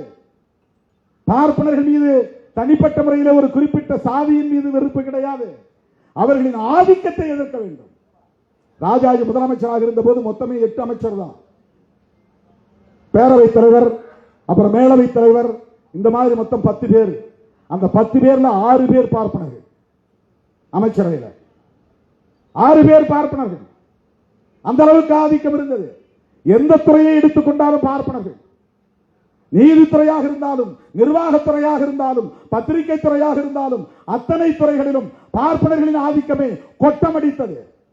பள்ளி கல்வி ஆசிரியர்கள் நியமனத்தில் பார்ப்பனர்கள், கல்லூரி பேராசிரியர்கள் நியமனத்தில் பார்ப்பனர்கள், துணைவேந்தர்கள் நியமனத்தில் பார்ப்பனர்கள். இந்த பார்ப்பனர்களின் ஆக்கிரமிப்பையும் ஆதிக்கத்தையும் எதிர்க்க வேண்டும் என்பதில் தான் அவர் குறியாக இருந்தார். தோழர்களே, வரலாற்றை நாம் தோண்டி தோண்டி பார்க்கிற போது நமக்கு வியப்பாக இருக்கிறது. ஒரு கட்டத்தில் மறைமலையடிகளும் திருவி கல்யாண சுந்தரம் அவர்களும் பெரியாரை ஆதரிக்கிறார்கள். எப்போனா மகாபாரதத்தையும் ராமாயணத்தையும் கடுமையாக விமர்சிக்கிறார். கவனமாக கேளுங்க, இதெல்லாம் ரொம்ப முக்கியமான அரசியல். ஏனென்றால் சனாதன சக்திகள் நாளுக்கு நாள் இங்கே வலுப்பெற்று வருகிறார்கள். அதற்கு காரணம் மாப்போசியின் வாரிசுகள் மறுபடியும் இங்கே வலுப்பெற்று விட்டார்கள். அதுதான் அடிப்படை. மாப்போசி பெரியவர் தான், அவருடைய தியாகமும் போற்றுதலுக்குரியதுதான். ஆனாலும் அவர் அன்றைக்கு பார்ப்பன ஆதிக்கத்தை எதிர்க்காமல் மொழி அடிப்படையிலே தனித்தமிழ் அரசு வேண்டும் என்ற கோரிக்கையை முன்வைத்தவர், மறந்துவிடக் கூடாது. அவருக்கு இந்துத்துவ எதிர்ப்போ, பார்ப்பன ஆதிக்க எதிர்ப்போ அல்லது பார்ப்பனிய கோட்பாட்டு எதிர்ப்போ அவருக்கு இல்லை. இதுதான் பெரியார் மாறுபடுகிறார், இதுதான் அவர் வேறுபடுகிறார்.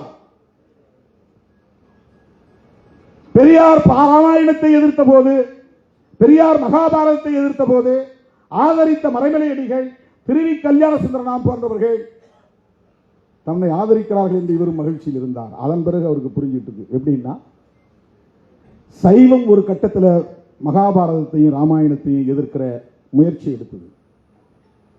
இவர்கள் தங்களை சைவர்களாக உணர்ந்து கொண்டு சைவ இலக்கியங்களுக்கு வலு தேடுவதற்காக நம்முடைய இந்த எதிர்ப்பை அவர்கள் ஆதரிக்கிறார்கள் அப்படின்னு புரிந்து கொண்டு சைவ இலக்கியங்களை விமர்சிக்க தொடங்கினார். தேவாரம், இந்த பன்னிரு திருமுறை, ஆழ்வார்களுடைய பாசுரங்கள், இவற்றையெல்லாம் கடுமையாக விமர்சிக்க தொடங்கினார். உடனே மறைமலை இடைகளும் திருவிக்காவும் பின்வாங்கிக் கொண்டார்கள். பெரியாரை விமர்சிக்க தொடங்கிட்டாங்க. இந்த அரசியலை புரிஞ்சுங்க. பெரியார் எப்படி செயல்பட்டார் என்பதற்கு இது ஒரு சான்று.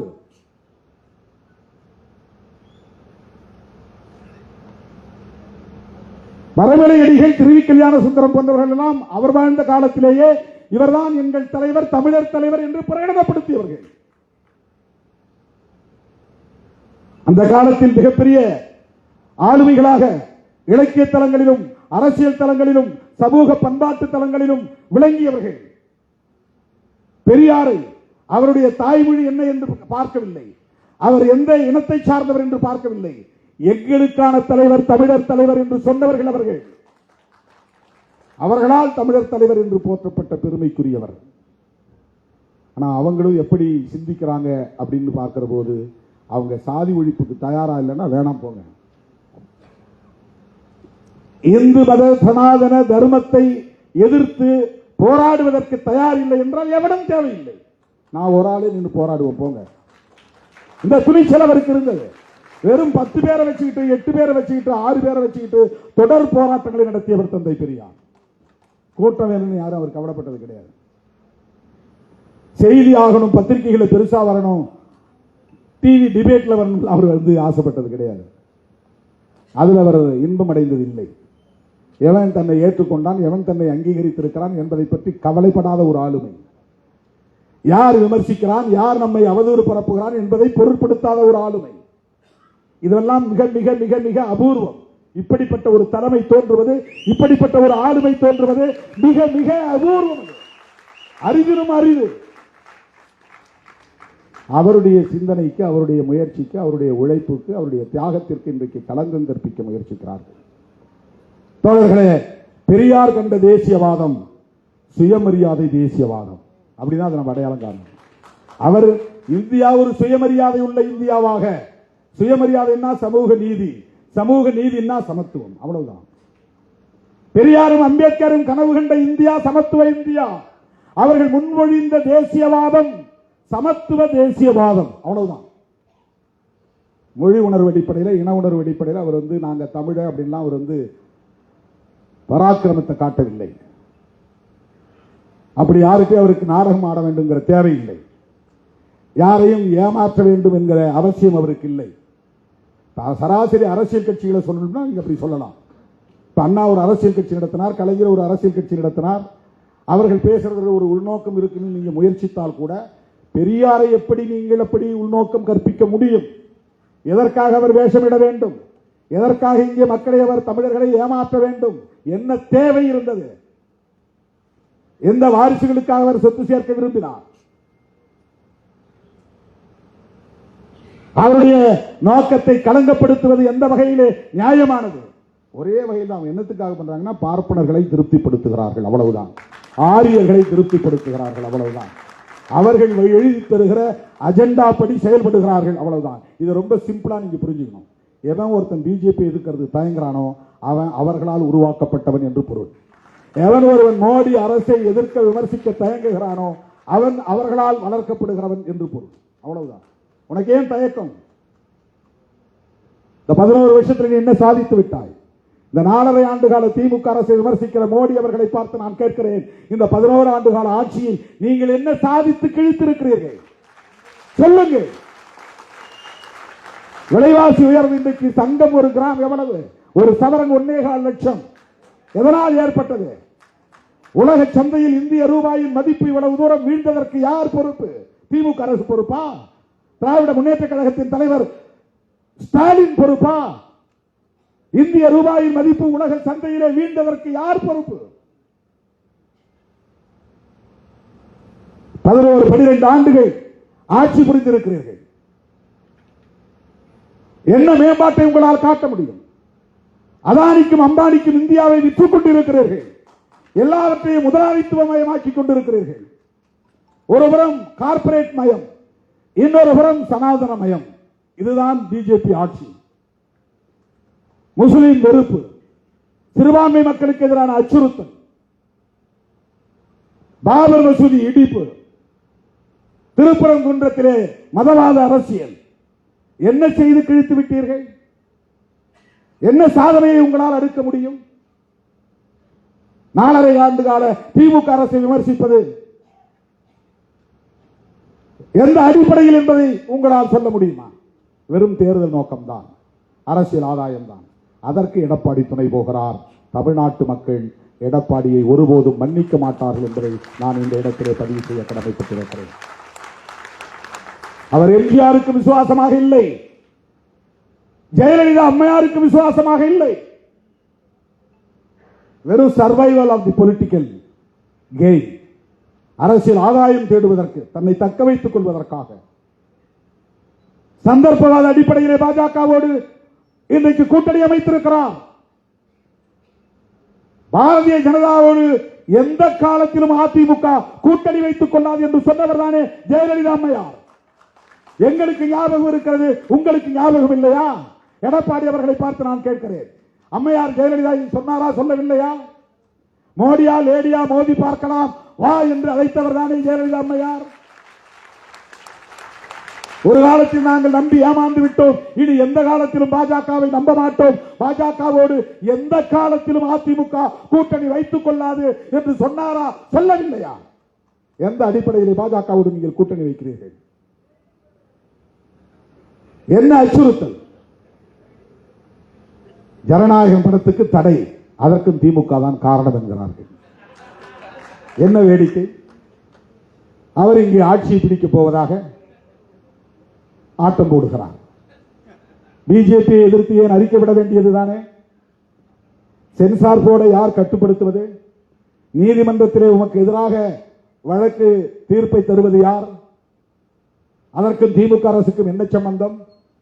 ஏன் பிஜேபியை எதிர்க்க முடியவில்லை? ஏன் மோடியை எதிர்க்க முடியவில்லை? இன்னும் தேர்தலுக்கே நீங்கள் வரவில்லை, அதற்குள்ளேயே இவ்வளவு பயந்தால் எப்படி எதிர்காலத்தில் நீங்கள் அரசியல் செய்ய போகிறீர்கள்? யாரை கண்டு அஞ்சுகிறீர்கள்? எதற்காக அஞ்சுகிறீர்கள்? இந்த துணிச்சல் இல்லை. இந்தியாவிலேயே இன்றைக்கு 2 மாநிலம் தான், தமிழ்நாடும் கேரளாவும் தான் மோடி எதிர்ப்பில், பாஜக எதிர்ப்பில், RSS எதிர்ப்பில் இன்றைக்கு உடும்பு பிடியாக இருக்கிற மாநிலங்கள். கர்நாடகாவும் மேற்கு வங்கத்தில் கூட மாறி மாறி வரும், தெலுங்கானாவில் கூட மாறி மாறி வரலாம். எனக்கு தெரிஞ்ச 2001 எவ்வளவோ முயற்சியை மேற்கொண்டு வருகிறார்கள். நீங்க பிஜேபியோடு கூட்டணி வைக்கலையா? அப்பெல்லாம் பிஜேபி யாருக்குமே தெரியாது. தமிழ்நாட்டில் திமுக கூட்டணியில் பிஜேபி இருந்துதான் கூட பல பேருக்கு தெரியாது. அப்படி ஒரு கட்சி. அவங்க ஓட்டு போட்டு நான் எம்எல்ஏ ஆனேனா? அன்னைக்கு திமுக காரங்களே எனக்கு ஓட்டு போடல. நான் மங்களூர் தொகுதியில் ஜெயிக்கும் போது நான் போய் கலைஞர்கிட்டே சொன்னேன். அன்னைக்கு போய் கலைஞர்கிட்டே நான் சொன்னேன், உண்மையை சொல்றேன், கலைஞர்கிட்டே போய் சொன்னேன், எனக்கு தெரிஞ்சு உங்க கட்சிக்காரங்க உதயசூரியன் சின்னம் எழுதாதது இந்த தேர்தலாக தான் இருக்கும்னு நினைக்கிறேன். மங்களூர் தொகுதியில் ஒரு இடத்து கூட என் பேரையும் எழுதல, உதயசூரியன் சின்னத்தையும் வரையில. கடைசி 5 நாளில் நான் மதுரையிலிருந்து ஒரு 50 பேரை இறக்கி நானே சூரியனை எல்லா வீட்லையும் வரைஞ்சி போட்டேன். வெறும் 2000 ஓட்டில் ஜெயிச்சேன். அந்த பதவி எனக்கு வேணான்னு 2.5 வருஷத்தில் தூக்கி எறிஞ்சிட்டு வெளியே வந்தேன். அது அதனால கலைஞருக்கு கடுமையான வருத்தம். பல வருஷம் கழிச்சு ரவிக்குமார் செல்வம் தான், செல்வ பெருந்தகை அவருக்கு நான் போய் சொல்லியிருக்கிறேன். அப்போ உங்க தலைவர் செஞ்சது சரியில்லை, என்கிட்ட ஒரு வார்த்தை கூட சொல்லலை, ரிசைன் பண்ணிட்டு போயிட்டாரு, எனக்கு அது பெரிய வலி வருத்தம் அப்படின்னு சொல்லியிருக்கிறார். திமுகவே எனக்கு ஓட்டு போடும் போது பிஜேபிக்கு மங்களூர் தொகுதியில் ஒரு ஆள் கூட கிடையாது. அங்க அந்த இப்படி ஒரு கட்சி இருக்கிறதே 2001 யாருக்கும் தெரியாது. ஆனா அப்பவே நான் சொன்னேன், என்ன சொன்னேன்னா, திமுக கூட்டணியில் சேருவீங்களான்னு பத்திரிகையாளர்கள் கேட்டப்ப நான் சொன்னேன், அந்த கூட்டணியில் அப்ப நான் சொன்னேன் 2001 நாங்கள் 99 தான் தேர்தல் அரசியலுக்கு வரோம். 2001 சொன்னது திருமாவளவன். இன்னைக்கு நான் சொல்றேன், அந்த கூட்டணியில் பிஜேபி இருக்கு, அதனால எனக்கு அந்த கூட்டணியில் சேர விருப்பம் இல்லைன்னு சொன்னேன். கலைஞர் கேட்டிருக்காங்க. கலைஞர் பத்திரிகையாளர்கிட்ட சொல்றாரு, திருமாவளவன் எங்களோட தானே கூட்டணி வச்சுக்க போறாரு, பிஜேபியோட வச்சுக்க போறாரு, அவங்க ஒரு கட்சி, அவங்க எங்கேயோ ஒரு மூலையில் உட்கார போறாங்க, திருமாவளவன் எங்களோட வரலாம், தாராளமா வரட்டும், அவர் வந்தா நாங்கள் வரவேற்க தயாராக இருக்கிறோம் அப்படின்னு சொன்னார். அன்னைக்கே திருமாவளவன் சொன்ன வார்த்தை, பிஜேபி இருக்கிற அணியில் திருமாவளவன் இருக்க மாட்டான் என்று சொன்னேன். அன்னைக்கு எங்களுக்கு அரசியல் புதுசு. அதன் பிறகு ஒரு உறுதியான முடிவை நாங்கள் எடுக்கிறோம். அதுக்கு பிறகு நாங்கள் அவங்ககிட்ட போயிட்டு அன்னைக்கு தான் இருந்துட்டோம், இன்னைக்கு நாங்கள் உங்களோட சேர்ந்துட்டு வரோம், எங்களுக்கு எப்படியாவது 4 சீட்டு கிடைச்சா போதும், 2 சீட்டு கிடைச்சா போதும், அல்லது நான் மட்டும் எம்எல்ஏ ஆனா போதும் அப்படின்னு நான் போய் பல்ல இழுக்கல. அப்படி போய் யார்கிட்ட நிக்கல. பிஜேபியை எதிர்க்காமல், இந்திய தேசியத்தை எதிர்க்காமல், மோடியை எதிர்க்காமல் ஒருவன் தமிழ் தேசியம் பேசுகிறான் என்றால் அது போலி தமிழ் தேசியம். இந்திய தேசியத்தை எதிர்ப்பதுதான் இன்றைக்கு இந்த கால பொருத்தத்தில் இந்திய தேசியம் என்பது பாஜக முன்வைக்கக்கூடிய இந்து தேசியவாதம். காந்தி வைத்தது நாட்டின தேசியவாதம், இந்தியன் என்கிற தேசியவாதம், இந்தியன் நேஷனலிசம். அம்பேத்கர் பெரியாரும் வைத்தது சமத்துவ தேசியவாதம். பிஜேபி வைப்பது இந்துத்துவா நேஷனலிசம். இந்துயிசம் வேற, இந்துத்துவா வேற. அதுல நீங்க ஒரு தெளிவுக்கு வரணும். இந்துயிசம்ங்கிறது சாதாரண ஒரு இந்துவின் நம்பிக்கையை பொறுத்தது, நம்பிக்கையோடு தொடர்புடையது. இப்போ எங்க அம்மா ஒரு இந்து கடவுள் மீது நம்பிக்கை வைக்குது, எல்லா கோயிலுக்கும் போகுது, எப்படியாவது என் பிள்ளைக்கு நல்ல புத்தி கொடு, அவன் சீக்கிரம் ஒரு கல்யாணம் பண்ணட்டும் அப்படின்னு 21 முறை சமயபுரம் கோயிலுக்கு ஆத்தாளுக்கு போய் சாமி கும்பிட்டுச்சு. அதுக்கு ஒரு நம்பிக்கை அது. அப்புறம் யாரோ சொன்னாங்க இன்னும் காளஹஸ்திக்கு போச்சு, அந்த கோயிலுக்கு போயிட்டு வந்தா கல்யாணம் நடந்துருன்னு. அப்புறம் திருக்கடையூருக்கு போனா கல்யாணம் நடக்கும்னு யாரோ சொன்னாங்க, அங்க போறாங்க. அப்புறம் சூரியனார் கோயிலில் போங்க, அங்க கட்டாயமா திருமணம் நடக்கும் உங்க பிள்ளைக்கு போனா. இது இந்துயிசம், அந்த நம்பிக்கை அது ஹிந்துயிசம். இந்துக்களின் நம்பிக்கையோடு தொடர்புடையது இந்துயிசம். பிஜேபி பேசுவது இந்துயிசம் அல்ல, இந்துத்துவா. இந்து மக்களின் உணர்வுகளை அரசியல் ஆதாயத்திற்கு பயன்படுத்திக் கொள்ளுகிற அரசியல் நடவடிக்கை இந்துத்துவா. இந்துத்துவா என்றால் முஸ்லீம் வெறுப்பு, இந்துத்துவா என்றால் மசூதி இடிப்பு, இந்துத்துவா என்றால் கிறிஸ்தவ வெறுப்பு, இந்துத்துவா என்றால் இந்தியாவுக்கு புதிய அரசை, மதசார்புள்ள அரசை உருவாக்குவது. இந்துத்துவா என்றால் இந்தியாவின் பெயரை இந்துஸ்தான் அல்லது இந்து ராஷ்டிரா என்று மாற்றுவது. இந்துத்துவா என்றால் அம்பேத்கர் எழுதிய அரசியலமைப்பு சட்டத்தை தூக்கி எறிந்துவிட்டு புதிய மனுஸ்மிருதியை புதிய அரசியல் சட்டமாக ஆக்குவது. இந்துத்துவா என்றால் கோல்வாக்கரின் கனவை நனவாக்குவது. இந்துத்துவா என்றால் ஹெட்காவரின் அரசியலை மக்களிடத்தில் பரப்புவது. இந்துத்துவா என்றால் காந்தியை கொன்ற நாத்துராம் கோட்சேவை தேசபக்தன் என்று கொண்டாடுவது. இதுதான் இந்துத்துவா. நாங்கள் எதிர்ப்பது இந்துத்துவாவை. சாதாரண இந்து மக்களின் நம்பிக்கையை நாங்கள் விமர்சிக்கவில்லை. பெரியார் மாதிரி எங்களால் அவ்வளவு துணிச்சலா பேச முடியாது. அவருக்கு எந்த எதிர்பார்ப்பும் இல்லை. எங்களுக்கு அரசியல் ரீதியாக மக்களை அமைப்பாக்க வேண்டிய தேவை இருப்பதாக நாங்கள் களமாடுகிறோம். அவருக்கு அரசியல் ரீதியான தேவை இல்லை. நாம் போடுற விதை விருட்சமாக வளரும் என்ற நம்பிக்கை அவருக்கு இருந்தது. அவர் இந்த அரசியலை பேசும்போது இப்படியெல்லாம் இயக்கங்கள் உருவாகும் என்று அவர் ஒருபோதும் கற்பனை செய்திருக்க வாய்ப்பில்லை. அண்ணா உருவாவார், திராவிட முன்னேற்ற கழகம் உருவாகும், அதை ஒட்டி அதிமுக என்று இயக்கம் பல்கி பெருகும், அதே வரிசையில் திருமாவளவன் போன்றவர்கள் வருவார்கள் என்றெல்லாம் பெரியார் எண்ணி பார்த்திருக்க வாய்ப்பில்லை. அவர் போட்ட கருத்தியல் விதை இன்றைக்கு இவ்வளவு பெரிய அரசியலாக இன்றைக்கு உருவெடுத்திருக்கிறது, பல்கி பெருகி இருக்கிறது. ஆகவே தேசியவாதம் என்பதில் பல அணுகுமுறை இருக்கிறது, பல பார்வை இருக்கிறது. இவர்கள் பேசுகிற மொழி வழி தேசியம் இது. பிஜேபி பேசுவது மதவழி தேசியம், காந்தி பேசியது நாட்டின வழி தேசியம், அம்பேத்கரும் பெரியாரும் பேசியது கோட்பாட்டு வழி தேசியம். கோட்பாட்டு வழி தேசியம். தேசியவாதத்தில் இத்தனை வகை இருக்கு. தேசியவாதமே கூடாது என்று சொன்னவர் பெரியார். எனக்கு தேசம், அப்புறம் தேசியம், தேசியவாதம் இதெல்லாம் எனக்கு உடன்பாடு இல்லைங்கிறார். எவ்வளவு பெரிய அரசியல் ஞானி தந்தை பெரியார். நினைத்து பார்க்கிற போது நமக்கு வியப்பாக இருக்கிறது. இப்ப பிரபாகரன் பேசியது என்ன? வெறும் மொழி அடிப்படையிலான தேசியவாதம் இல்லை.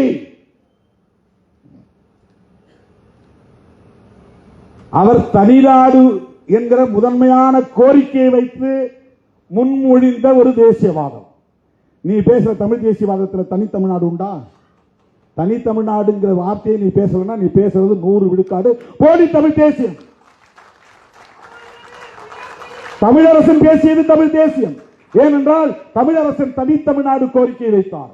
உன்னோட எவனோட என்னால சேர முடியாது. நீ வச்சிருக்கிற கான்ஸ்டிடியூஷன் வேண்டாம், உன்னுடைய பார்லிமெண்டரி டெமோக்ரசி எனக்கு வேண்டாம், இந்தியா என்கிற தேசத்தோடு நான் சேர மாட்டேன், வடக்கே இருக்கிற உனக்கு எனக்கு எந்த சம்பந்தமும் இல்லை, உன் அரசியல் வேறு, என் அரசியல் வேறு, உன் பாரம்பரியம் வேறு, என் பாரம்பரியம் வேறு, என்னுடைய வரலாறு வேறு, உன் வரலாறு வேறு, எனக்கு இருக்கிற பின்னணி வேறு, உனக்கு இருக்கிற பின்னணி வேறு, உன்னோடு என்னால் சேர்ந்து வாழ முடியாது.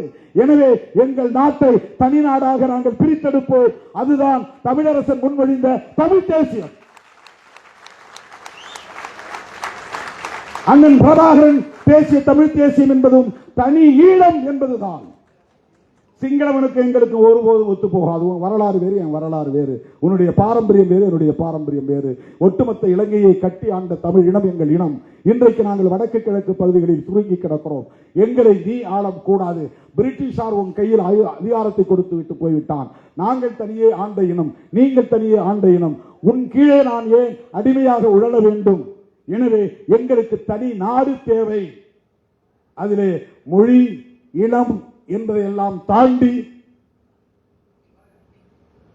கலாச்சாரம், எங்களுக்கான சாதியற்ற சனாதன தர்மமற்ற ஒரு பண்பாடு உண்டு என்கிற அடிப்படையிலான கோரிக்கை. அதுதான் தமிழீழ தேசியவாதம். வெறும் தமிழன் என்கிற அடிப்படையிலே அவர் விழுந்ததில்லை. நீ பேசுகிற தமிழ் தேசியம் எப்படிப்பட்டது? நாங்க தமிழ் தேசியம் பேசுறோம். தமிழ்நாட்டில் நாங்கள் தமிழ் தேசியம் பேசுறோம். எங்களுக்கு தனி தமிழ்நாடு உருவானால் மகிழ்ச்சி. ஆனால் நாங்கள் இந்த கோரிக்கையை முன்வைக்கவில்லை. எங்களை பொறுத்தவரையில் இந்திய அளவில் சாதியை ஒழிக்க வேண்டுமானால் இந்திய அளவில் ஒரு ஐக்கியம் தேவை. ராம்தாஸ் அத்வாலே என்ன மொழி, அது எங்களுக்கு தேவையில்லை. மாயாவதி என்ன மொழி, என்ன உணவு, என்ன உடை, என்ன கலாச்சாரம், அது எங்களுக்கு பிரச்சனை இல்லை. ஆனால் மாயாவதி அம்மையாரோடும் ராம்தாஸ் அத்வாலேயோடவும் இன்னும் இதர பிற்படுத்தப்பட்ட சமூக தலைவர்கள் லல்லு பிரசாத் யாதவ் போன்றவர்களோடும் நாங்கள் ஒரு ஐக்கியம் கட்ட விரும்புவது இந்த மண்ணில் சாதியை ஒழித்த, சனாதனத்தை ஒழித்த ஒரு சமத்துவத்தை கட்டமைக்க வேண்டும் என்பதாகத்தான். அதே வேளையில் எங்களுக்கான மொழி உரிமைகளையும், இடம் சார்ந்த கலாச்சாரம் சார்ந்த உரிமைகளையும் நாங்கள் ஒருபோதும் இழக்க மாட்டோம். அரசமைப்பு சட்டம் தருகிற அந்த சட்டப்பூர்வமான உரிமைகளை பாதுகாப்பதற்கு, மொழி இன அடிப்படையிலான உரிமைகளை வென்றெடுப்பதற்கு நாங்கள் இந்திய அரசமைப்பு சட்டத்தை ஏற்றுக்கொள்கிறோம். இந்திய அரசமைப்பு சட்டத்திற்கு உட்பட்டு சாதியை ஒழிப்பதற்கான ஐக்கியத்தை கட்டமைக்க வேண்டும் என்கிற தேவையை உணர்ந்து மொழி இன உரிமைகளை முன்வைக்கிறோம். இந்தியை திணிக்காது. அது வெறும் இந்தி என்பதற்காக அல்ல, இந்தியின் மூலம் அவன் கலாச்சாரம் இங்கே திணிக்கப்படுகிறது. இதுதான் பெரியார் பார்வை, இதுதான் சிறுத்தைகளின் பார்வை. சனாதன தர்மத்தை நாங்கள் எதிர்ப்பதற்கு காரணம் வர்ணாசிரமத்தை அது முன்மொழிகிறது. அதுதான் காரணம். வெறும் இந்துயிசம் என்கிற நம்பிக்கையை எதிர்ப்பதல்ல.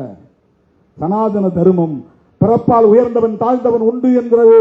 பார்ப்பனன் மட்டுமே உயர்ந்தவன், மற்ற அத்தனை பேரும் அவனுக்கு கீழே என்று அவர்களை இழிவுபடுத்துகிற ஒரு தர்மம் தான் வர்ணாசிரம தர்மம். அந்த வர்ணாசிரம தர்மம் ஒழிக்கப்பெற வேண்டும். இதுதான் அரசியல் சார்ந்த ஒரு தேசியவாதம்.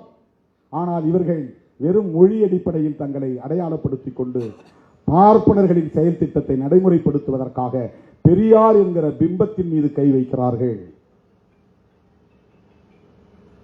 எலி குஞ்சு மோதி இமயம் சரியாது. தோழர்களே, இந்த எலி குஞ்சுகள் இமயத்தோடு மோதுகின்றன என்று நாம் ஒருபோதும் கவலைப்பட தேவையில்லை. பெரியார் உலகம் வியக்கத்தக்க வகையில் உருவெடுத்து நிற்கிறார், விஸ்வரூபம் எடுத்து நிற்கிறார். பெரியார் என்கிற தனி மனிதர் அல்ல, பெரியாரின் சிந்தனைகள், சமத்துவ சிந்தனைகள், சனாதன ஒழிப்பு சிந்தனைகள், அதுதான் பெரியார். அதுக்கு வடமொழியில மகாத்மான் தான் பேர், வேற ஒண்ணும் இல்லை. வடமொழியில மகாத்மான்னா தமிழ்ல பெரியார்னு அர்த்தம். மகான்னா பெரிய, ஆத்மான்னா ஆளுன்னு அர்த்தம், பெரிய ஆளு. அது தமிழ்ல இரு விகுதி மாறி பெரியார்னு, அவ்வளவுதான். பெரியார் வடமொழியில மகாத்மா, இவர் ஒரு மாமனிதர் என்று பொருள். அதை இன்னும் தமிழ் படுத்தினா மாமனிதர். மாமனிதர் ஏன் சொல்றோம்னா மகத்தான கொள்கை கோட்பாடுகளை உயர்த்தி பிடித்தவர். அவரை அந்த காலத்திலிருந்து எதிர்த்து கொண்டிருக்கிறார்கள், தொடர்ந்து எதிர்த்து கொண்டிருக்கிறார்கள். எவ்வளவோ முயற்சித்து பார்த்தார்கள். பெரியார் 94 வயது வரையிலும் கடவுள் இல்லைன்னு சொல்லிட்டு வாழ்ந்தார். கடவுளே கடவுளே கடவுளேன்னு சொன்னவன் 30 வயசுல போனான், 40 வயசுல போனான். கோயில் குளமெல்லாம் அலைந்தவன் பாதியிலே திடீர்னு நெஞ்சு வலிக்கு குப்புறப்படுத்தி சேர்த்து போனான். ஆனா கடவுள் இல்லைடா இல்லைடா இல்லைடான்னு ஊர் புறா சொன்னவர் 94 வயது வரல இருந்தார். 94 வயது வரல இருந்தார். அந்த நிமிஷம் வரையிலும் சாதி ஒழிப்பில் அவர் உறுதியாக இருந்தார். இப்போது சொல்லுங்கள், நம் தலைவர் யார்? அந்த பிம்பத்தை அசைக்க நினைப்பவர்கள் யார்? சிறுத்தைகளின் எதிரிகள்.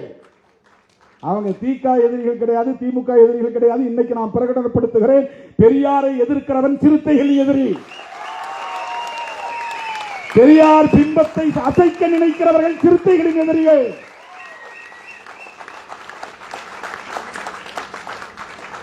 நான் மேடைக்காக பேசல, மேடைக்காக பேசவில்லை தோழர்களே. சிறுத்தைகள் பேசுகிற தமிழ் தேசியம் அரசமைப்பு சட்டத்திற்கு உட்பட்ட மொழி இன நலன்கள் சார்ந்த தமிழ் தேசியம். ஆனால் நீங்கள் நாடாளுமன்ற ஜனநாயகத்தை ஏற்றுக்கொள்கிறீர்கள், தேர்தலில் நிற்கிறீர்கள், ஓட்டு நாங்கள் அதிகமாக வாங்கியிருக்கிறோம் பெருமை பீற்றிக் கொள்கிறீர்கள். அரசமைப்பு சட்டத்தை ஏற்றுக்கிட்ட பிறகு தேர்தலில் நிற்கிற சூழலில் நீங்கள் பேசுவது தெலுங்கு எதிர்ப்பாகவும் கன்னட எதிர்ப்பாகவும் இருக்கிறது. இது எப்படி தமிழ் தேசியமாக இருக்க முடியும்? கன்னடம் நாங்கள் டெல்லியில் உட்கார்ந்து இருக்கிறார், நாட்டை ஆளக்கூடியவர்கள், இந்தியை திணிக்கக்கூடியவர்கள், சமஸ்கிருத மயத்தை நடைமுறைப்படுத்துகிறவர்கள், அம்பானி அதானியிடம் நாட்டை விற்பனை செய்து கொண்டிருப்பவர்கள். இந்திரா காந்தி காலத்தில் இந்திரா காந்தியோடு நமக்கு பல முரண்பாடுகள் இருக்கலாம். தனியார் வங்கிகளை எல்லாம் தேசியமயமாக்கினாங்க. பல துறைகளை, தனியார் துறைகளை எடுத்து அரசுடைமையாக்கி பொதுத்துறைகளா மாத்தினாங்க. ஆனா இவர்கள் பொதுத்துறைகளை எல்லாம் தனியார் ஒப்படைக்கிறாங்க. தனியார் மயப்படுத்துதல். காங்கிரஸ் ஆட்சி காலத்தில் தேசியமயமாக்குதல் நடந்தது, நேஷனலைசேஷன். எல்லாத்தையும் நேஷனலைசேஷன் பண்றதுதான் நேஷனலிசத்தில் ரொம்ப முக்கியமான ஒரு பங்கு. ஆனா இவர்கள் எல்லாத்தையும் பிரைவேட்டைசேஷன் பண்றாங்க, தனியார் மயப்படுத்துறாங்க. அதுவும் அவங்களுடைய பினாமிகள்கிட்ட ஒப்படைக்கிறாங்க. அதானி அம்பானி தான் ரெண்டே பேர்கிட்ட ஒட்டுமொத்த இந்தியாவை விற்றுக் கொண்டிருக்கிறார்கள். இது எப்படி உண்மையான ஒரு இந்திய தேசியமாக இருக்க முடியும்? இந்துக்களையும் ஏமாற்றுகிறார்கள். ஒரு குறிப்பிட்ட காலவரையில் திமுகவை எதிர்க்கிற காரணத்தினால், திராவிட அரசியலை பலவீனப்படுத்துவதற்கு இந்த கும்பல் பயன்படும் என்று கருதுகிற காரணத்தினால் அவர்கள் இதை ஊக்கப்படுத்துகிறார்கள். ஆனால் திமுக ஒரு வேளை பலவீனப்பட்டு போனால், திராவிடர் கழகம் ஒரு வேளை பலவீனப்பட்டு போனால், அதன் பிறகு அவர்கள் அழிக்க துணிவது தமிழ் தேசியம் பேசுகிற சக்திகளை தான் அழிப்பார்கள். ஞாபகத்திலே வைத்துக் கொள்ளுங்கள். மொழி வழி தேசியத்தை எதிர்க்கிற மத வழி தேசியத்தை எதிர்க்க வேண்டும். அதுதான் தமிழ் தேசியம். இல்லை என்றால் தனி தமிழ்நாடு கோரிக்கையை வைக்க வேண்டும். அதுதான் தமிழ் தேசியம். தங்களுடைய இந்துத்துவ தேசியத்திற்கு பிரபாகரன் அவர்களை துணைக்கு இழுக்கக்கூடாது, அவரை களங்கப்படுத்தக்கூடாது. அவர் பெரியாருக்கு எதிரானவர், திராவிடத்திற்கு எதிரானவர், திராவிட அரசியலுக்கு எதிரானவர் அல்லது திராவிட கட்சிகளுக்கு எதிரானவர் என்பதை போன்ற ஒரு திரிபுவாத அரசியலை இந்த மண்ணில் விதைப்பது மிகவும் ஆபத்தானது. அதை விடுதலை சிறுத்தைகள் வேடிக்கை பார்க்க மாட்டோம். எப்போதும் சொல்லுவது போல் சொல்லுகிறேன், தேர்தலில் நின்றாலும் நிற்காவிட்டாலும் நாங்கள் இந்த நிலைப்பாட்டில் எப்போதும் உறுதியாக இருப்போம். தேர்தலில் வென்றாலும் தோற்றாலும் நாங்கள் இந்த கருத்தியல் நிலைப்பாட்டில் எப்போதும் உறுதியாக இருப்போம். ஆகவே எந்த கடப்பாறையை கொண்டு வந்து திராவிட அடையாளமாக, சமத்துவ அடையாளமாக, திராவிடம் என்றால் சமத்துவம், திராவிடம் என்றால் சமூக நீதி, திராவிடம் என்றால் பார்ப்பனிய எதிர்ப்பு, திராவிடம் என்றால் ஆரிய எதிர்ப்பு, திராவிடம் என்றால் சனாதன எதிர்ப்பு, திராவிடம் என்றால் சகோதரத்துவம், திராவிடம் என்றால் அம்பேத்கரியம், திராவிடம் என்றால் பெரியாரியம். அதை அசைக்க யார் வந்தாலும், எந்த கடப்பாறையை தூக்கி கொண்டு வந்தாலும் சிறுத்தைகள் எதிர்கொள்வோம், களமாடுவோம் என்பதை சொல்லி இந்த வாய்ப்புக்கு நன்றி கூறி முடிக்கிறேன். நன்றி, வணக்கம்.